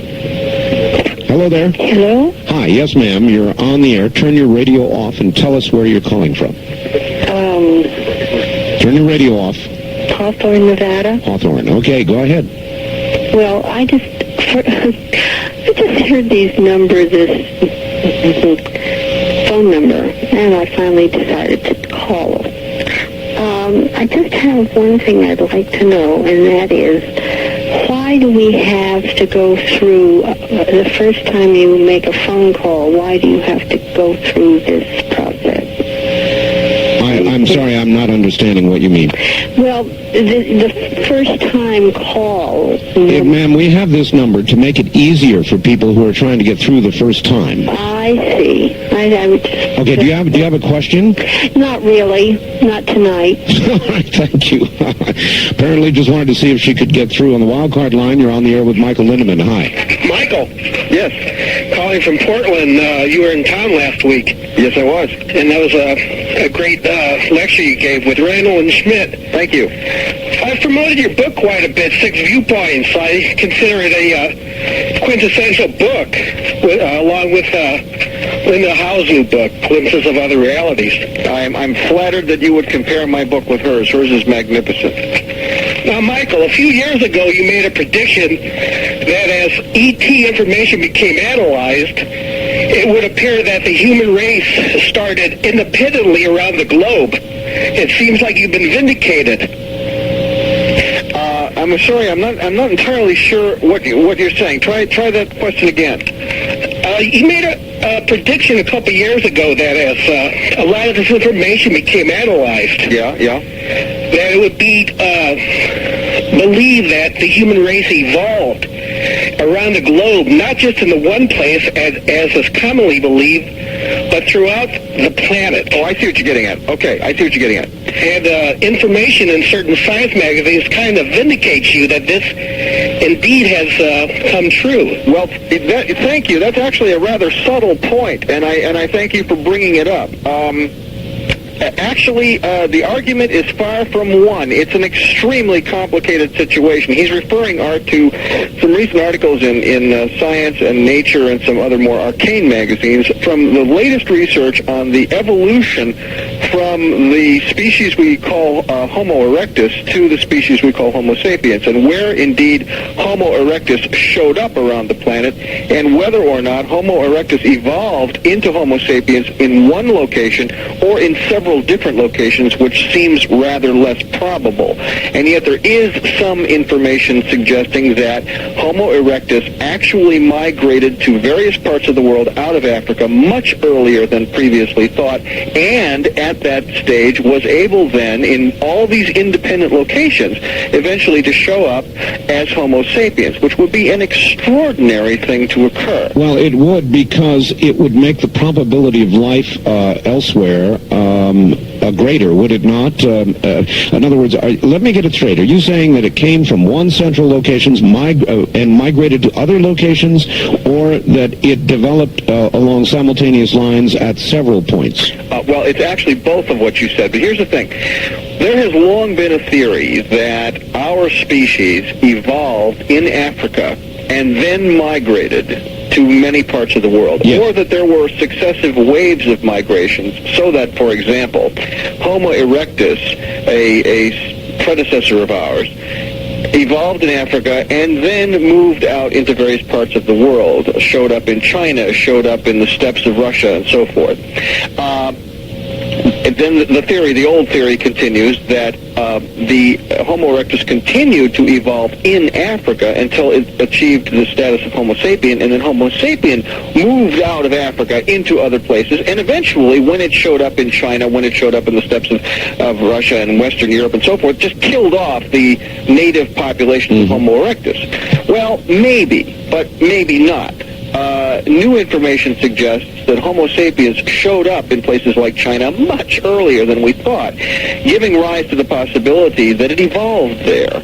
And that is a whole new ball of wax. That's very exciting. Yeah, and what it says is that we, first of all, we really don't understand the evolutionary curve that led to our species. It would appear, for example, that Homo sapiens came on the scene rather suddenly, earlier than we thought, and without what we normally would call enough time to get to our very advanced state, if you want to call us advanced, but we're certainly advanced over Homo erectus. The question is, how did that jump occur? Now, there are people who say it occurred not as a natural consequence of evolution here on this planet, but as a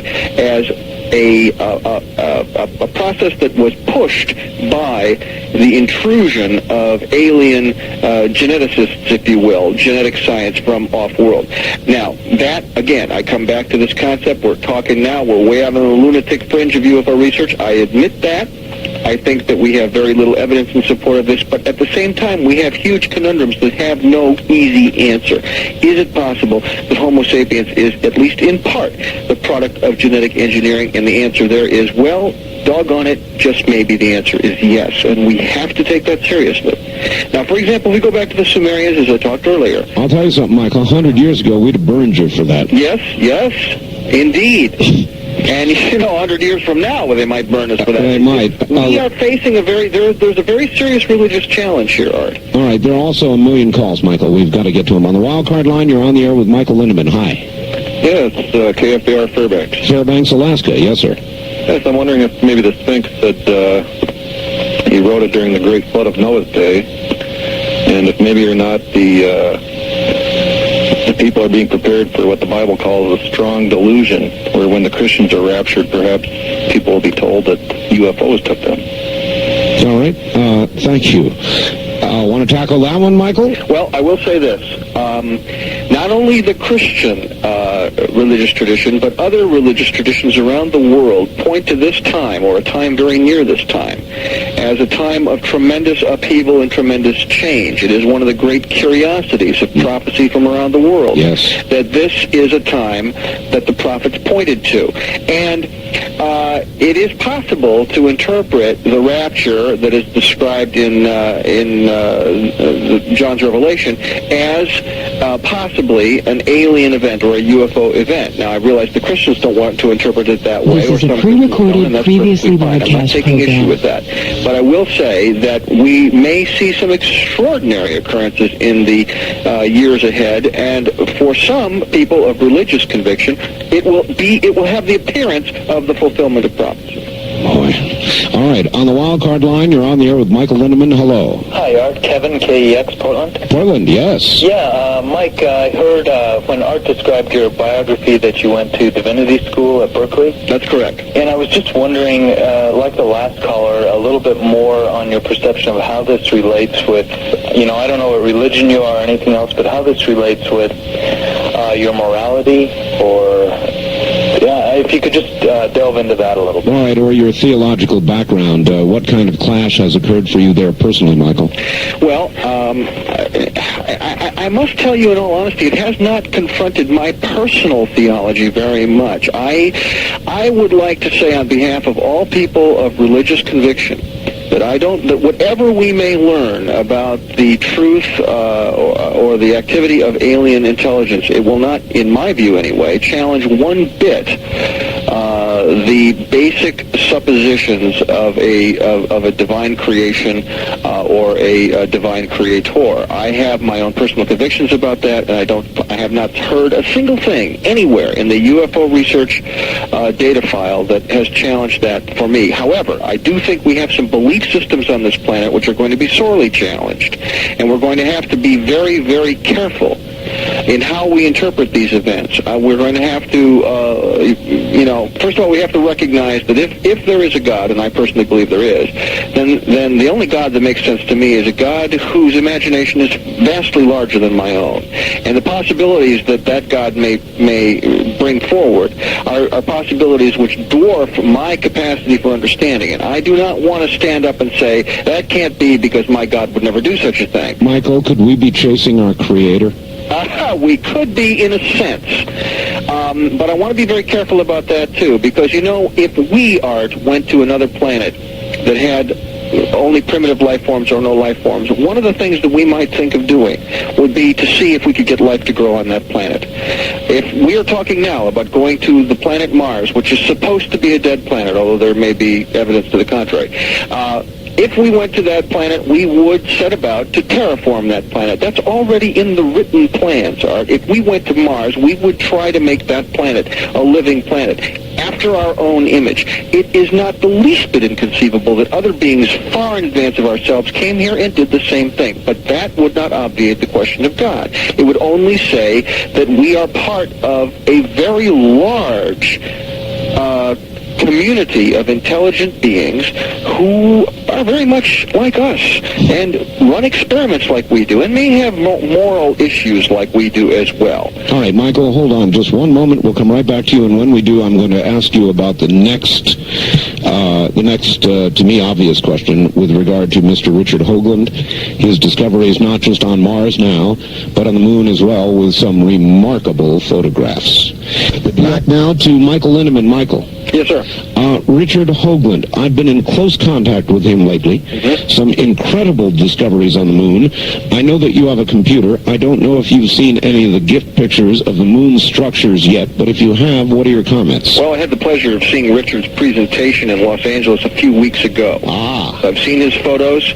I want to say, first of all, I think Richard is a real pathfinder. He's a real groundbreaker. I don't agree with everything he says, but I have respect for his courage in bringing forward these ideas. I think his basic concepts about the face on Mars are pretty well established, and I was slow to agree with that. But I will say there's a report that your listeners should read that really nails it down in a way that to me is indisputable, and that's a report called the McDaniel Report. It was published by North Atlantic Books out of Berkeley in 1993. It is very important, and your readers should read it because it establishes that NASA knows that there is something up on Mars, and that the high probability is that is an artificial construct which suggests the possibility that a humanoid type of life form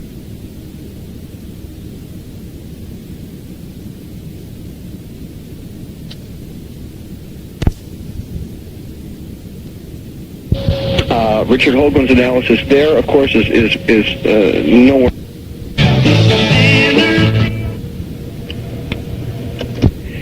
Don't have the detail that some of the other photos have got, but there are some structures there that really oughtn't to be there, and it takes somebody like Richard to explain why they shouldn't be there, and that has to do with the way erosion occurs on the moon. Mm-hmm. All the surfaces of the moon are of basically two kinds: either relatively new impact features basically from the impact of meteoroids that cause craters, and for a time those features are rather jagged, but over time, because of the constant rain of small meteoroids, you get a wearing down, and all of the older features of the moon are extremely smooth, undulating features. Yes. In that picture, a couple of extraordinarily odd, out-of-place things. And here again we have this concept of out-of-place things that oughtn't to be there. Less than a minute now.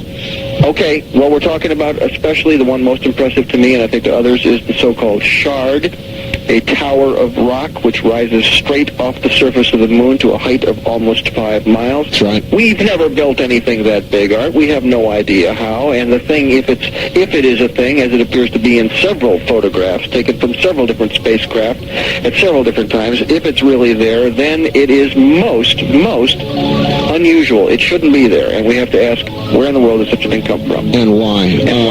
All right, stand by. We'll come back to you right after the break at the top of the hour and try to get to more calls this next hour. My guest, Michael Lindeman. You're listening to Dreamland on the CBC Radio Network. For what you think during our local talk radio programming, call star 100. Right, but due to satellite transmission problems, Talk Radio 102 FM presents a previously recorded Art Bell Dreamland program.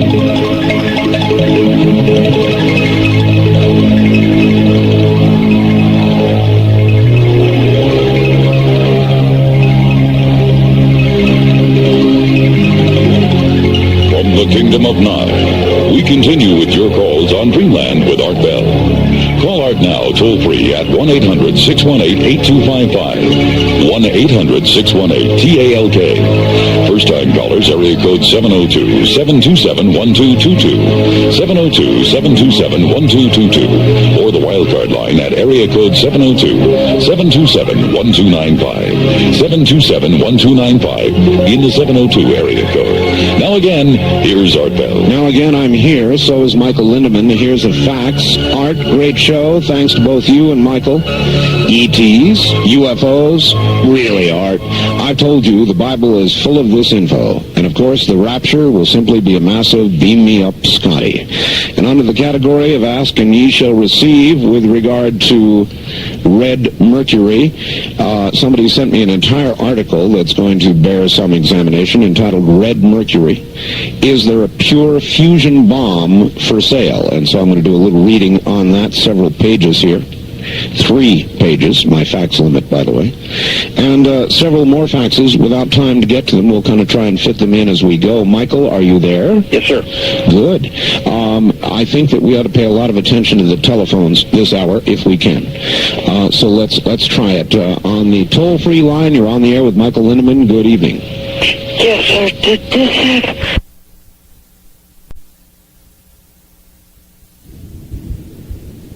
So let's try it. On the toll-free line, you're on the air with Michael Lindeman. Good evening. Yes, sir. Did this have... I'm from Wisconsin. In Milwaukee, and one night, everybody in Milwaukee saw this one UFO going over the city. It was like it was playing a joke, but me and some friends of mine were given some papers. Do you remember Stephen Schwartz's experiments with the Navy? When did you see this UFO? 72 or 73, I think. All right. And you say everybody in Milwaukee saw it? Was it? Yes, it was. They were all talking about it on the air, and because I remembered how Dr. Heineck told us how to judge how far it was by our thumb. All right. By holding your thumb up, I guess, huh? Michael, there have been a lot of sightings like this, like the one she talked about in Milwaukee, where massive numbers of people have seen something. Is that part of the great body of evidence that leads us toward the inescapable conclusion that they are here? Well, Art, I would have to say it is. It's very interesting. First of all, for this caller, just to know, I was born and raised in Milwaukee, Wisconsin. Sad to say, I left in 1967 and didn't hear about the great Milwaukee UFO sighting of 1972. So if she has any newspaper clips, I'd love to have them. But I would like to point out that period, 1972, 1973, was an absolute peak period for UFO and alien contact experiences all over the country, and some very classic cases occurred roughly between 72 and 75. For example, the fantastic abduction case in Pascagoula, Mississippi, which occurred in, I believe, 1973. The Travis Walton abduction, which occurred in 1975. Lots and lots of other events which occurred all around the country. Of course, Linda Howe would point out that period of time was a very hot time for abductions around the country. The mid-70s is one of the peak periods for that.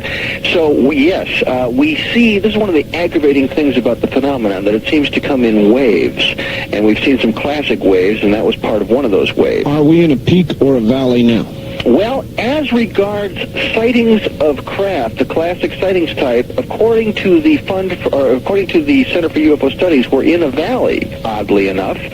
However, it would appear that the phenomenon is changing and that the nature of contact is changing. We are no longer seeing as many lights in the sky, but we're seeing a lot more grays in the bedroom. That's a very different kind of encounter. I'll say. And I think it says something. We can't prove this, but I'll just go on.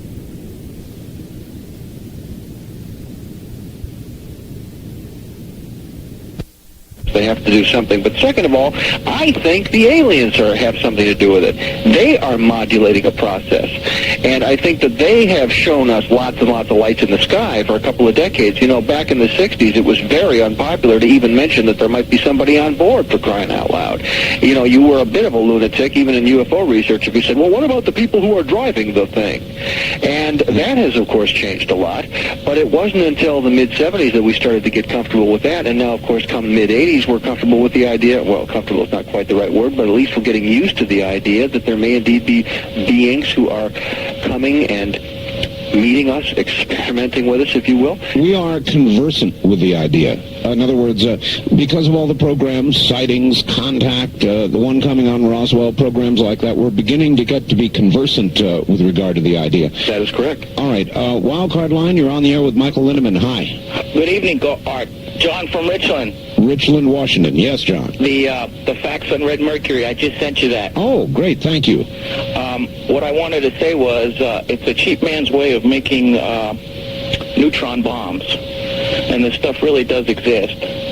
But I'd like to ask Mr. Lindeman a question in that regard, is that do you think that some of this weapons development is still based on some perhaps malevolent intentions on the visitors from wherever they may be? It is a good question. It's kind of a natural extension of what you were saying earlier, Michael. Yes, it is. Why are we developing all this weaponry?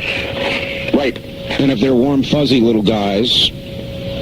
Well, let me not be saying they're warm, fuzzy little guys. I didn't say that, and I'm not sure that's true. I would say there's a diversity of types probably present, and that some of them don't pose a threat, but some of them possibly do pose a threat. Certainly back in the 1940s and early 50s, our government, that is to say the secret faction that was dealing with this information, was quite convinced that we were dealing with some kind of an invasion, and they wondered if there was a military response. They tried a few tests to see if there was a military response, and they quickly learned that if we approached the subject in a military fashion, we would get blown out of the sky. There was really no contest.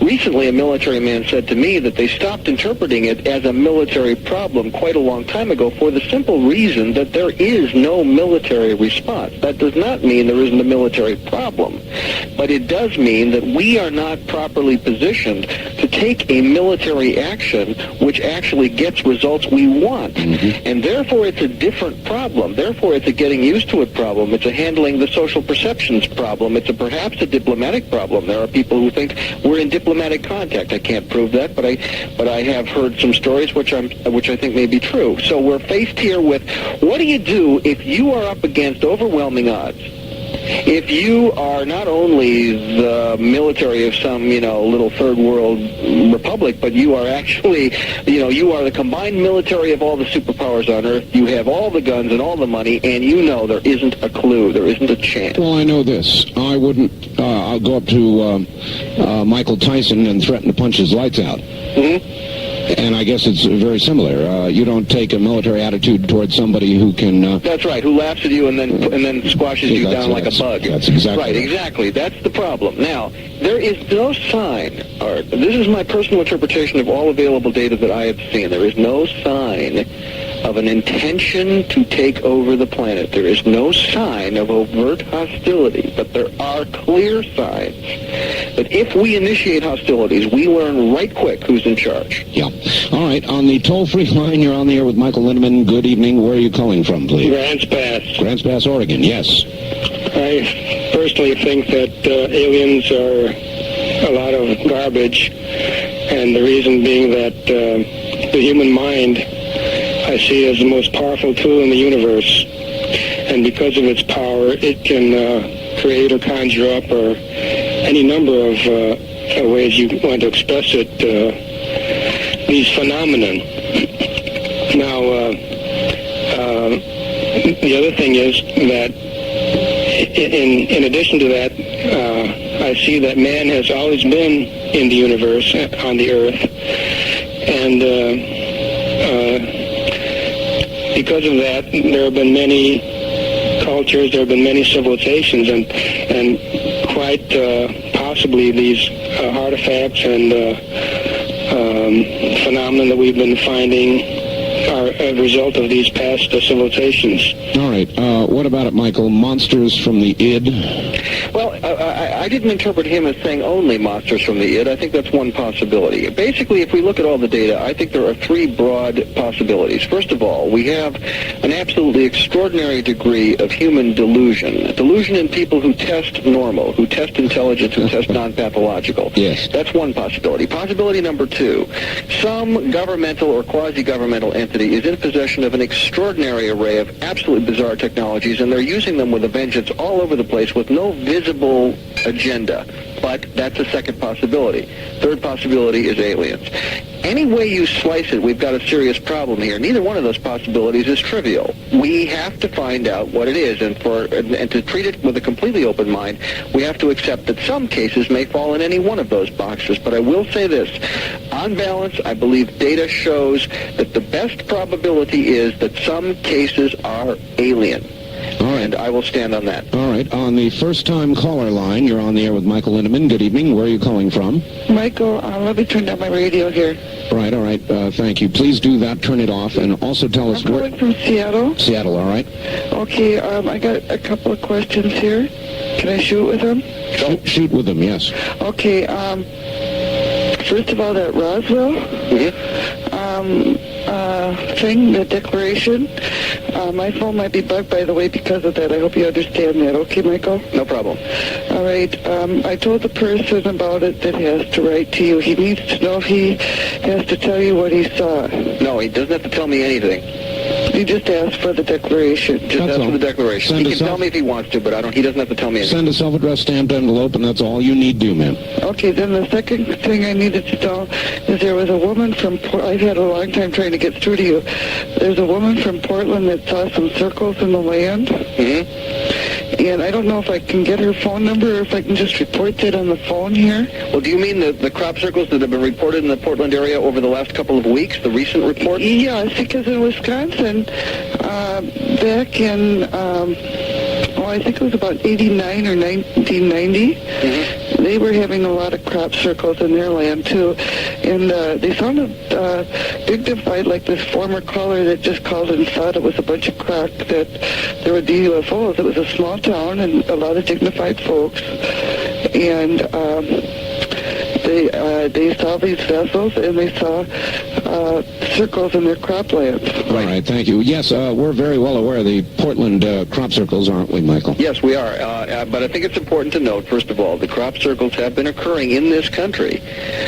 in quite a few different states from time to time over the last number of years. It's not just an English phenomenon, of course. Now, we also have to say that we now know from the English experience that some crop circles, including some of the very unusual, large, highly ornate crop formations, are hoaxes. It is possible to hoax some of these, but it is also next to impossible, according to our best information, to hoax some of the features of a genuine circle, such as the work of Dr. W.C. Levengood out of Pinelandia Labs, the work that he's done showing the changes in the cell pit structure, showing changes in growth rates, and germination rate, various changes, even changes in the electromagnetic behavior of the plant materials, saying that this is the stuff that can't be hoaxed. It takes real work to test this stuff. Now, that testing has not been done, to my knowledge, on the Oregon material, but Linda mentioned earlier that she's trying to get some samples. It would be important to find that out. That's right. I'm sure it's on the way. On the toll-free line, you're on the air with Michael Lindeman. Good evening. Art, how you doing? Just fine. Where are you, sir? Albuquerque. Mike from Albuquerque. Yes, sir. Mr. Lindeman. Yes, sir. My father was reading to me from a book by a man named George Andrews this afternoon, and in the book it states that in a one particular county in Pennsylvania in the 1970s, in a one-year period, there was over 130 UFO sightings where there was an association with Bigfoot. Are you familiar with any of this? Well, I confess I'm not familiar with the Pennsylvania sightings, but I am very definitely familiar with claims of Bigfoot in association with some UFO sightings. Bigfoot, of course, is another of these extremely strange anomalous occurrences. There's good evidence that there is such a thing as Bigfoot, the Sasquatch up in the Seattle and northwest area there, and, of course, other manifestations of the same phenomenon in other parts of the world, other parts of the country. Right. Native Americans have been reporting this for hundreds of years. There are a few cases, and Linda Howe is someone who's brought some of these cases forward, where there have been sightings of a seemingly Bigfoot-type character in association even with the cattle mutilation phenomenon. So there may be a link. I can't prove it, but I think so. Okay. Are you familiar with the work of Dr. Grover Krantz? Can't say I am. Oh, okay. He's an anthropologist, professor of anthropology at the University of Washington. Right. And he has he's been studying the Sasquatch phenomena for a long time. And it seems now that there's several scientists that are no longer looking at the Sasquatch phenomena as let's prove its existence, an anthropological standpoint. It's now being studied in a zoological standpoint. Right. What is it? I mean, that's a rhetorical question. The question is not, they know it's there, but now the question is, what is it? Yeah, the biggest piece of evidence is the dermal ridges. Right. Are the fingerprints on the feet. That'd be virtually impossible to fake. Mm-hmm. And they're finding them left and right. I was curious if you, if there was a large connection. All right, thank you. And you do find there to be a connection? Well, no, what I would like to say is, since Bigfoot is a little outside my range of personal study, I would only say that there have been some researchers who have established a possible connection. I don't rule it out. I think it's a very provocative possibility. All right, well, since we've asked about that, how about Loch Ness? Oh, sure, and after that, let's bring in... Well, I mean, there has been serious scientific inquiry in Loch Ness, and they've had readings. I don't want to make light of Loch Ness. I personally would be thrilled to bits if the Loch Ness Monster exists, and there's a darn good chance it does, not only there, but in Lake Champlain and the Ogopogo and some lake up in, I don't know, British Columbia or wherever it is. It is absolutely likely, Art, that there are lots of bizarre life forms on this planet that we haven't found. Every now and then something washes up on a beach on some shore of some ocean. We find with it a whole new class of whale or a whole new class of squid or some other creature we've never seen before. Exactly. Eels 100 feet long. It's quite possible. I'm not sure, however, that there is any established connection between Loch Ness and UFOs. All right. On the wild card line, you're on the air with Michael Lindeman. Hello, where are you? Yes, this is Dan from the University District in Seattle. Hi, Dan. Hi. And, Michael, it's been a few months since I've talked to you, but I was the one who called about asking questions about the reptilians a few months ago, and you were very kind and gracious in giving me your time on that information. I'm wondering, have you ever exchanged information with Mark McCandlish? Yes, in fact, we had an interesting exchange on this very show a couple of months ago. I must have missed it then, because I was very fascinated. Well, actually, caller, that's what led to the McCandlish appearance on this program. I see. Okay. Yeah. I thought he had a lot to say, and I'll go ahead and hang up, and I wonder if you could just say a few words about his information on UFO technology. All right, we'll do that. Michael, hold on just one moment. Michael Lindeman is my guest. We'll be right back. For those of you who are having a hard time hearing it or straining to hear it on some distant radio station, my advice would be to call your local radio affiliate, the local radio station in your area, and inquire about Dreamland. And toward that end, if you would like assistance, let me give you our network telephone number, and they will give you assistance in trying to get Dreamland on your radio station. It is area code 503-664-8829.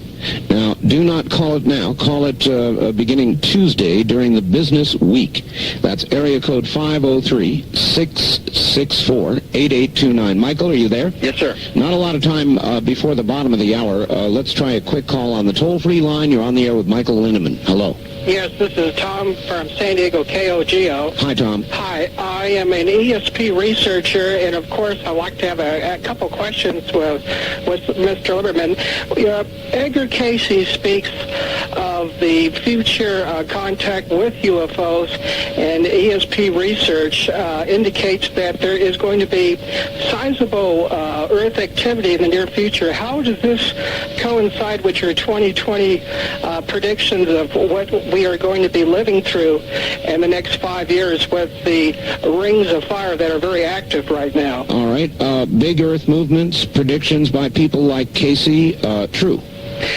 Well, what I can say is that there is no geological precedent that we know of for the kind of Earth changes that have been predicted by some people. For example, Gordon Michael Scallion, who firmly believes that the western third of the United States will simply be inundated. That's right. I am not in any position to say these people are right or wrong. What I will say is that the probability that they're right is extremely low unless something absolutely unprecedented occurs on this planet. Which is, of course, what they're predicting. That is exactly what they're predicting. I have to work from known information, known trends, and I would have to say that in my view, the likelihood of Earth changes on that scale is extremely small. On the other hand, we know that the West Coast is a sitting duck for major earthquakes. No question. I live in Santa Barbara. I'm going to move. I tell you, I think this area is in for some serious seismic activity. All right, Michael, very quickly, about a minute left. UFO Technologies, going back a call. He wanted your comment on Mark McCandlish and some of what he has to say. Actually, I'd like to comment on that in some length, so let's do it after the break, but I will say very briefly, Mark has alerted me to two important things. Number one, that it is quite probable that our government is in possession of what he refers to as alien replication vehicles, if we can say more about that, and he has alerted me to a new generation of lighter-than-air craft that we have built, which have nothing to do with alien technology, but which are mistaken for UFOs, and in particular for the very large diamond, or not diamond, but triangular-shaped UFOs sighted in the western states. It may very well be that this is a lighter-than-air conventional technology. I would believe that because it certainly would fit the one sighting that I've had. We will also give you the address again. Get a pencil for the Roswell Declaration when we come back. So get a pencil and a piece of paper and get ready. This is the CBC Radio Network and Dreamland.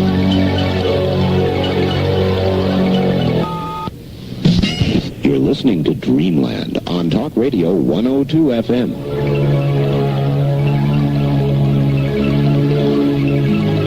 From the Kingdom of Nye, you're hearing Dreamland with Art Bell. To participate in the program, call toll-free 1-800-618-8255. 1-800-618-8255. First-time callers, area code 702-727-1222. Or the wildcard line at 702-727-1295. This is the CBC Radio Network. It certainly is. Tell you what, a couple things. One, we're going to restrict our toll-free line to east of the Rocky Mountains for the next 25 minutes of the program.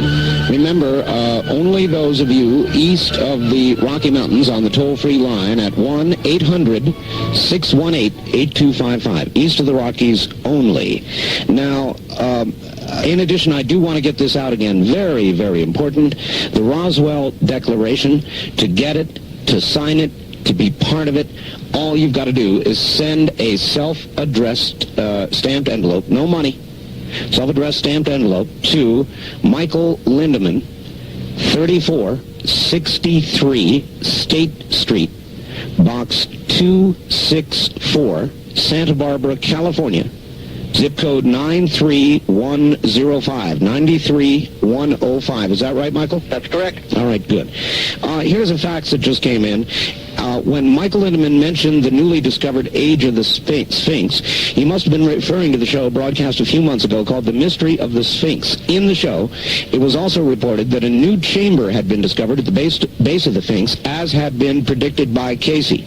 Unfortunately, the process of getting permission to open that chamber was being met with resistance from the Egyptian bureaucracy. Please ask Michael if he has any information on whether there's been any progress in this area.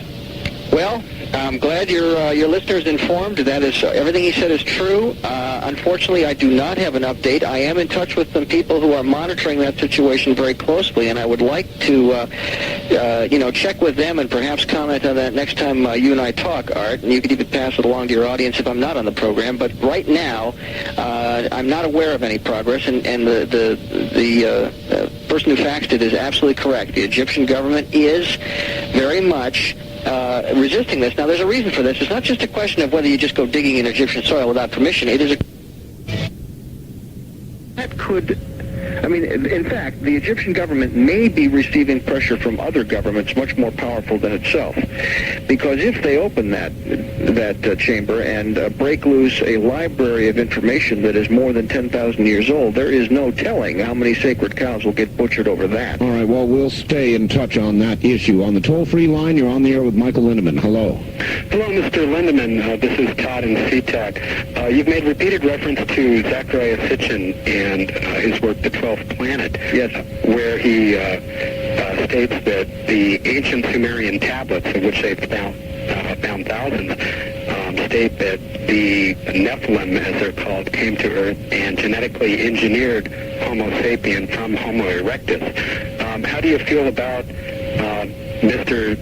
Sitchin's statements and the accuracy of them as compared to the Sumerian tablets? Well, first of all, you're asking me, can I read Sumerian and can I interpret the huge amount of Sumerian information in the manner of Mr. Sitchin? The fact is I cannot. And very few people on Earth can. So the fact is that very few people actually challenge Mr. Sitchin on the level of his scholarship. They certainly challenge his conclusions because they're outrageous. We can say that without any quibble. But the fact is that Mr. Sitchin is among a handful of people qualified to interpret this material, and I find his interpretation most fascinating.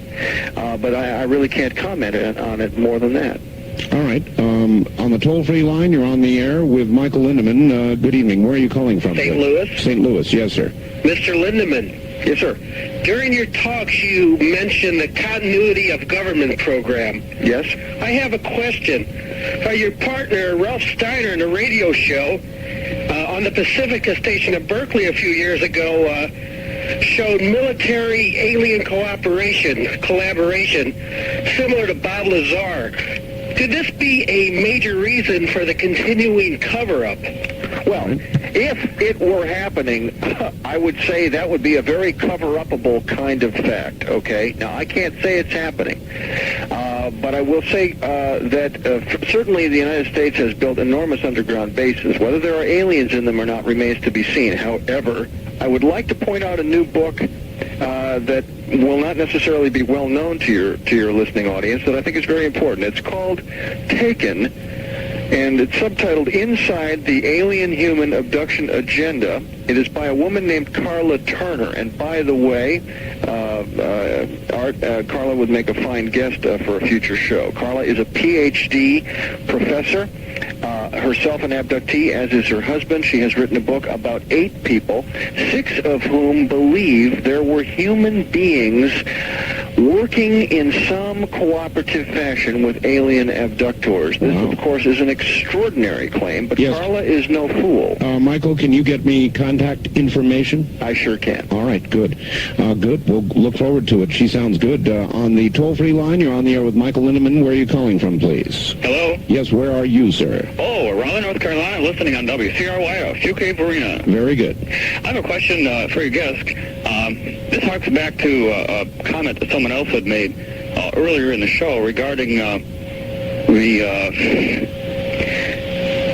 the differences of opinion, let's say, among the UFO research community. Recently, I read Jacques Vallée's book Revelations, in which there's virtually no one in the ufology research area that doesn't come away with a bloody nose. Everyone from John Lear to Bill Cooper to Major Keyhole, everybody else. Vallee is considered the preeminent ufologist in the world today, and yet reading his book Revelations, you come away, his basic thesis is that much of the ballyhoo about UFOs and abductions and so forth is part true.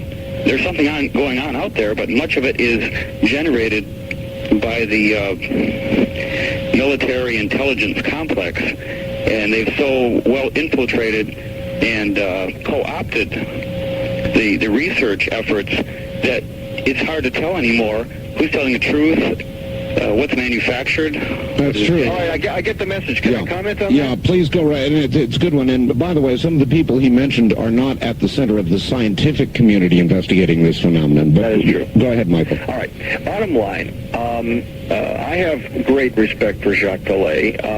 Jacques Vallée is an important, you might say, and almost a dissident voice in UFO research today, but he operates at an almost unique level of subtlety. And for that reason, he cannot be ignored, even if he is making statements that make everybody angry, and he does that on a regular basis. But the fact is that Dr. Vallée is basically saying our analysis tends to be too simplistic, too linear, too Western scientistic. We are trying too hard to squeeze a round peg in a square hole. This ufology business is not a bunch of aliens that look approximately like us driving around in Toyota spacecraft. It isn't like that at all, he says. It's much more complicated, much more subtle. And he's right. I'm convinced he's right. Now, that does not mean that everything he says is right. I think Dr. Vallée takes pot shots, sometimes because he's aggravated at the stupidity of some ufologists. So I would say read his book with respect, but also take it with a grain of salt. Revelations in particular is a book flawed by a number of simple factual inaccuracies, which he has had the graciousness to cop to on a few occasions. But Dr. Vallée, if nothing else, has done us a service by saying, look, it isn't all that simple. Guess again. And he's also pointed out that there may be a control system operating in which the aliens themselves are manipulating our perception of who they are. And the caller also pointed out that the military has made such a hodgepodge out of the various situations that it's hard to tell who's telling the truth and who isn't. There's no question that that statement is true. Indeed, that is the very nature of disinformation. Jacques Vallée is right when he says that the whole field is loaded from top to bottom with deception. That deception is coming from at least three places. Place number one, our own military, our own government structure, which has had a huge stake in all of this deception. Number two, the aliens are foisting deception on us without a doubt. And third of all, of course, each and every one of us personally is prone to self-deception. This is an easy place to get completely screwed up and deluded, and we have to stop every couple of minutes and say, wait a minute, maybe I'm dead wrong. Well, all of that together creates an awfully large noise level, doesn't it? You bet. A very large noise level. The signal is a very hard one to find, and you really have to hold out. I always say to my audiences, please do not jump to the ready answer. You need, above all in this field, a high tolerance for ambiguity. We don't have the answer. All right. On the toll-free line, you're on the air with Michael Lindeman. Hello. Hi, Art. This is Linda from Maple Valley, Washington. Yes.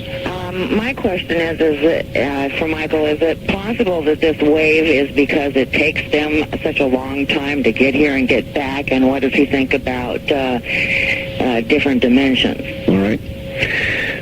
Well, the question of dimensions is an important one. It raises all kinds of philosophical as well as physical science level questions that I'm not prepared to answer.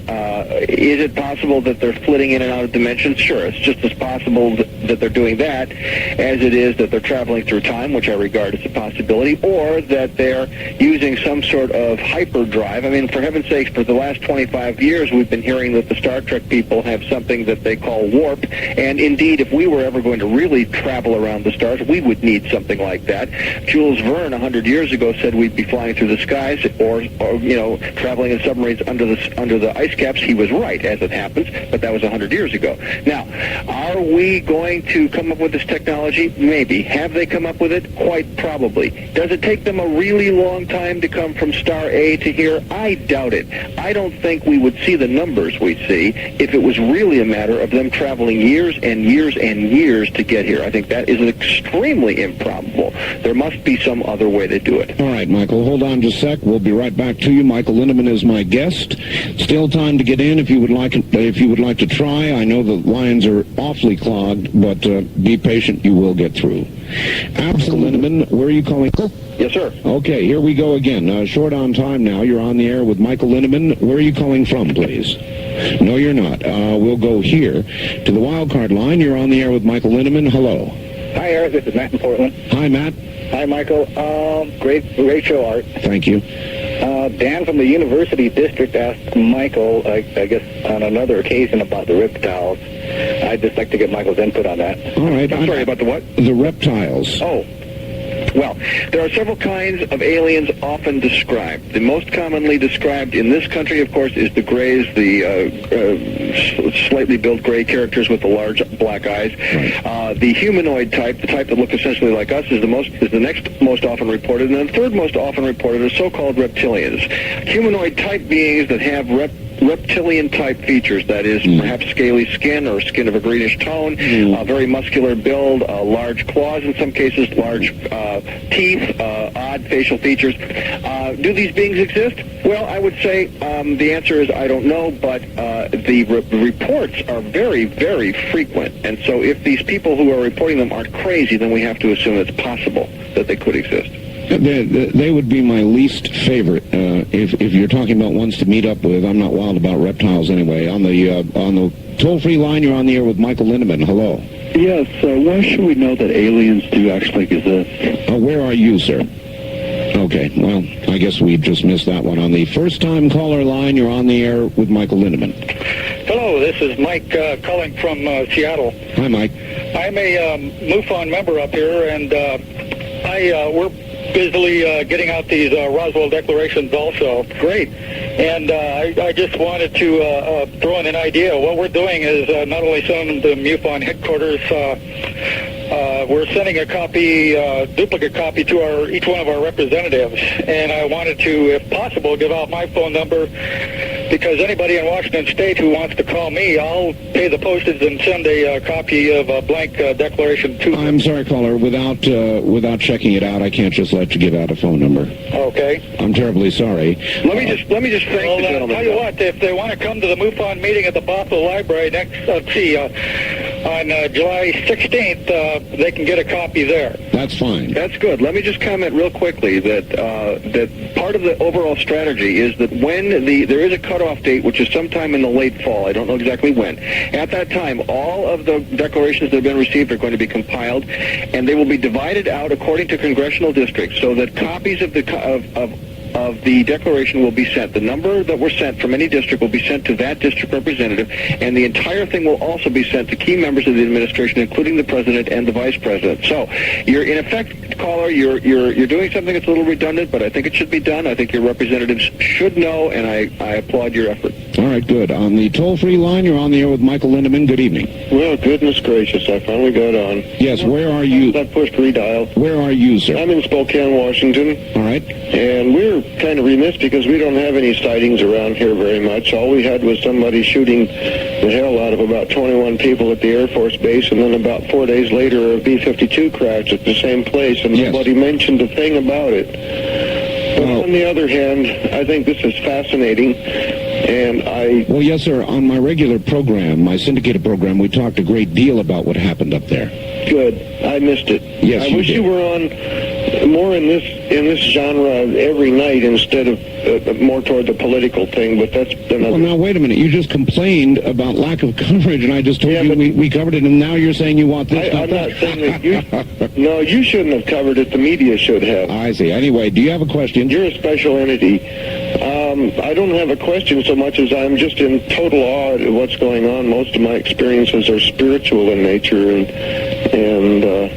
gosh, this opens up a whole new area of bewilderment to me. What can we expect in the future? I mean, is this the strange goings-on in the sky that we're not supposed to look at that's described in the Bible, or what? All right, there's a good question. There's a good question. Well, I think we touched on that earlier. There are, of course, many prophecies from the Bible as well as other scriptures around the world indicating this is a very special time. There may be events that occur over the next couple of years that have the appearance of the fulfillment of prophecy. I believe we are going to gradually, we are, as I said earlier, coming of age in the cosmic neighborhood. We are learning that we are part of a very broad, very diverse neighborhood of cosmic intelligences. Many of these beings do not look like us. Some seem to look rather like us, but we're just getting to know the neighbors, and we, in fact, are the new kids on the block. It's going to be a very interesting time. Yes, it will. On the toll-free line, you're on the air with Michael Lindeman. Hello, where are you calling from, please? Southern California? Yes, sir. Hi, I had two questions. The first one is about the planet Jupiter and the impact of the comet Levy-Schumacher that's supposed to be... Shoemaker-Levy 9. Right. The remnants of it. Yes, good question. And, of course, you know, what sort of activity may we expect to see from here on Earth or up in the sky? All right, thank you. We're going to have to hold it there. We're so short on time. Shoemaker-Levy 9, the impact of the pieces. Well, as Linda said earlier, the impact will begin approximately July 16th. This is considered to be the greatest astronomical event of the century. Every telescope that is available on Earth will be looking at it. And, of course, we also have the Galileo spacecraft out near Jupiter right now that is going to try its best to take a look at it. Part of the problem is that the events are occurring on the back side of Jupiter with respect to our vantage point. However, interestingly, the impact points are only approximately 10 minutes away from the horizon because Jupiter turns very fast. So they're hoping that they're going to see very large amounts of residual light and other manifestations of energy. They are calling these impacts the largest explosions that have ever occurred in recorded history inside of our solar system. Now, what will that mean on our planet? It ranges from, depending on who you ask, it ranges from, it won't mean anything at all except a darn good astronomical event, out to predictions by some people who may be a little bit shrill in their notions that this could have very large, even catastrophic events, that it could precipitate, for example, Earth changes. People think that this may be a trigger. I frankly strongly doubt that scenario. So do I, Michael. Do you think it's a big snowball or is it a hunk of iron? You mean what's coming in? Yeah. Well, according to our best estimates, it's closer to a snowball than a hunk of iron. All right, well, all right, we're so short on time. Michael, the Roswell Declaration, so important. One more time, give everybody, please, your address so they can get it. Right.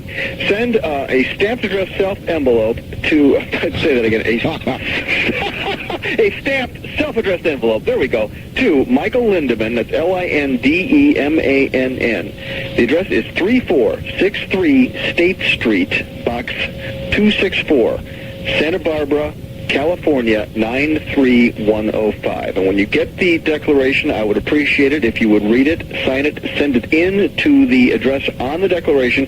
But even better yet, when you get it, if you know people who might want a copy, make copies first, hand them out, and then sign it and send it in. So you not only don't object to making copies, please, you encourage it.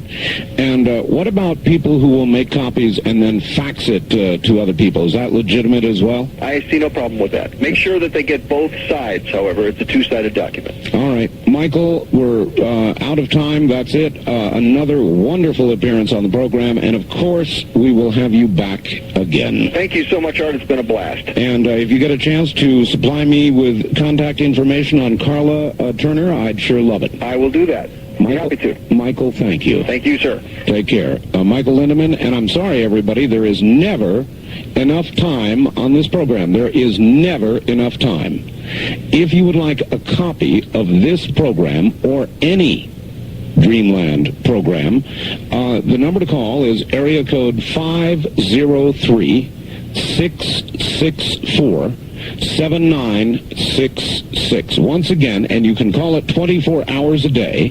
The magic number is area code 503-664-7966. They will get you a copy of any Dreamland program we've done since the inception. Thank you all. Good night.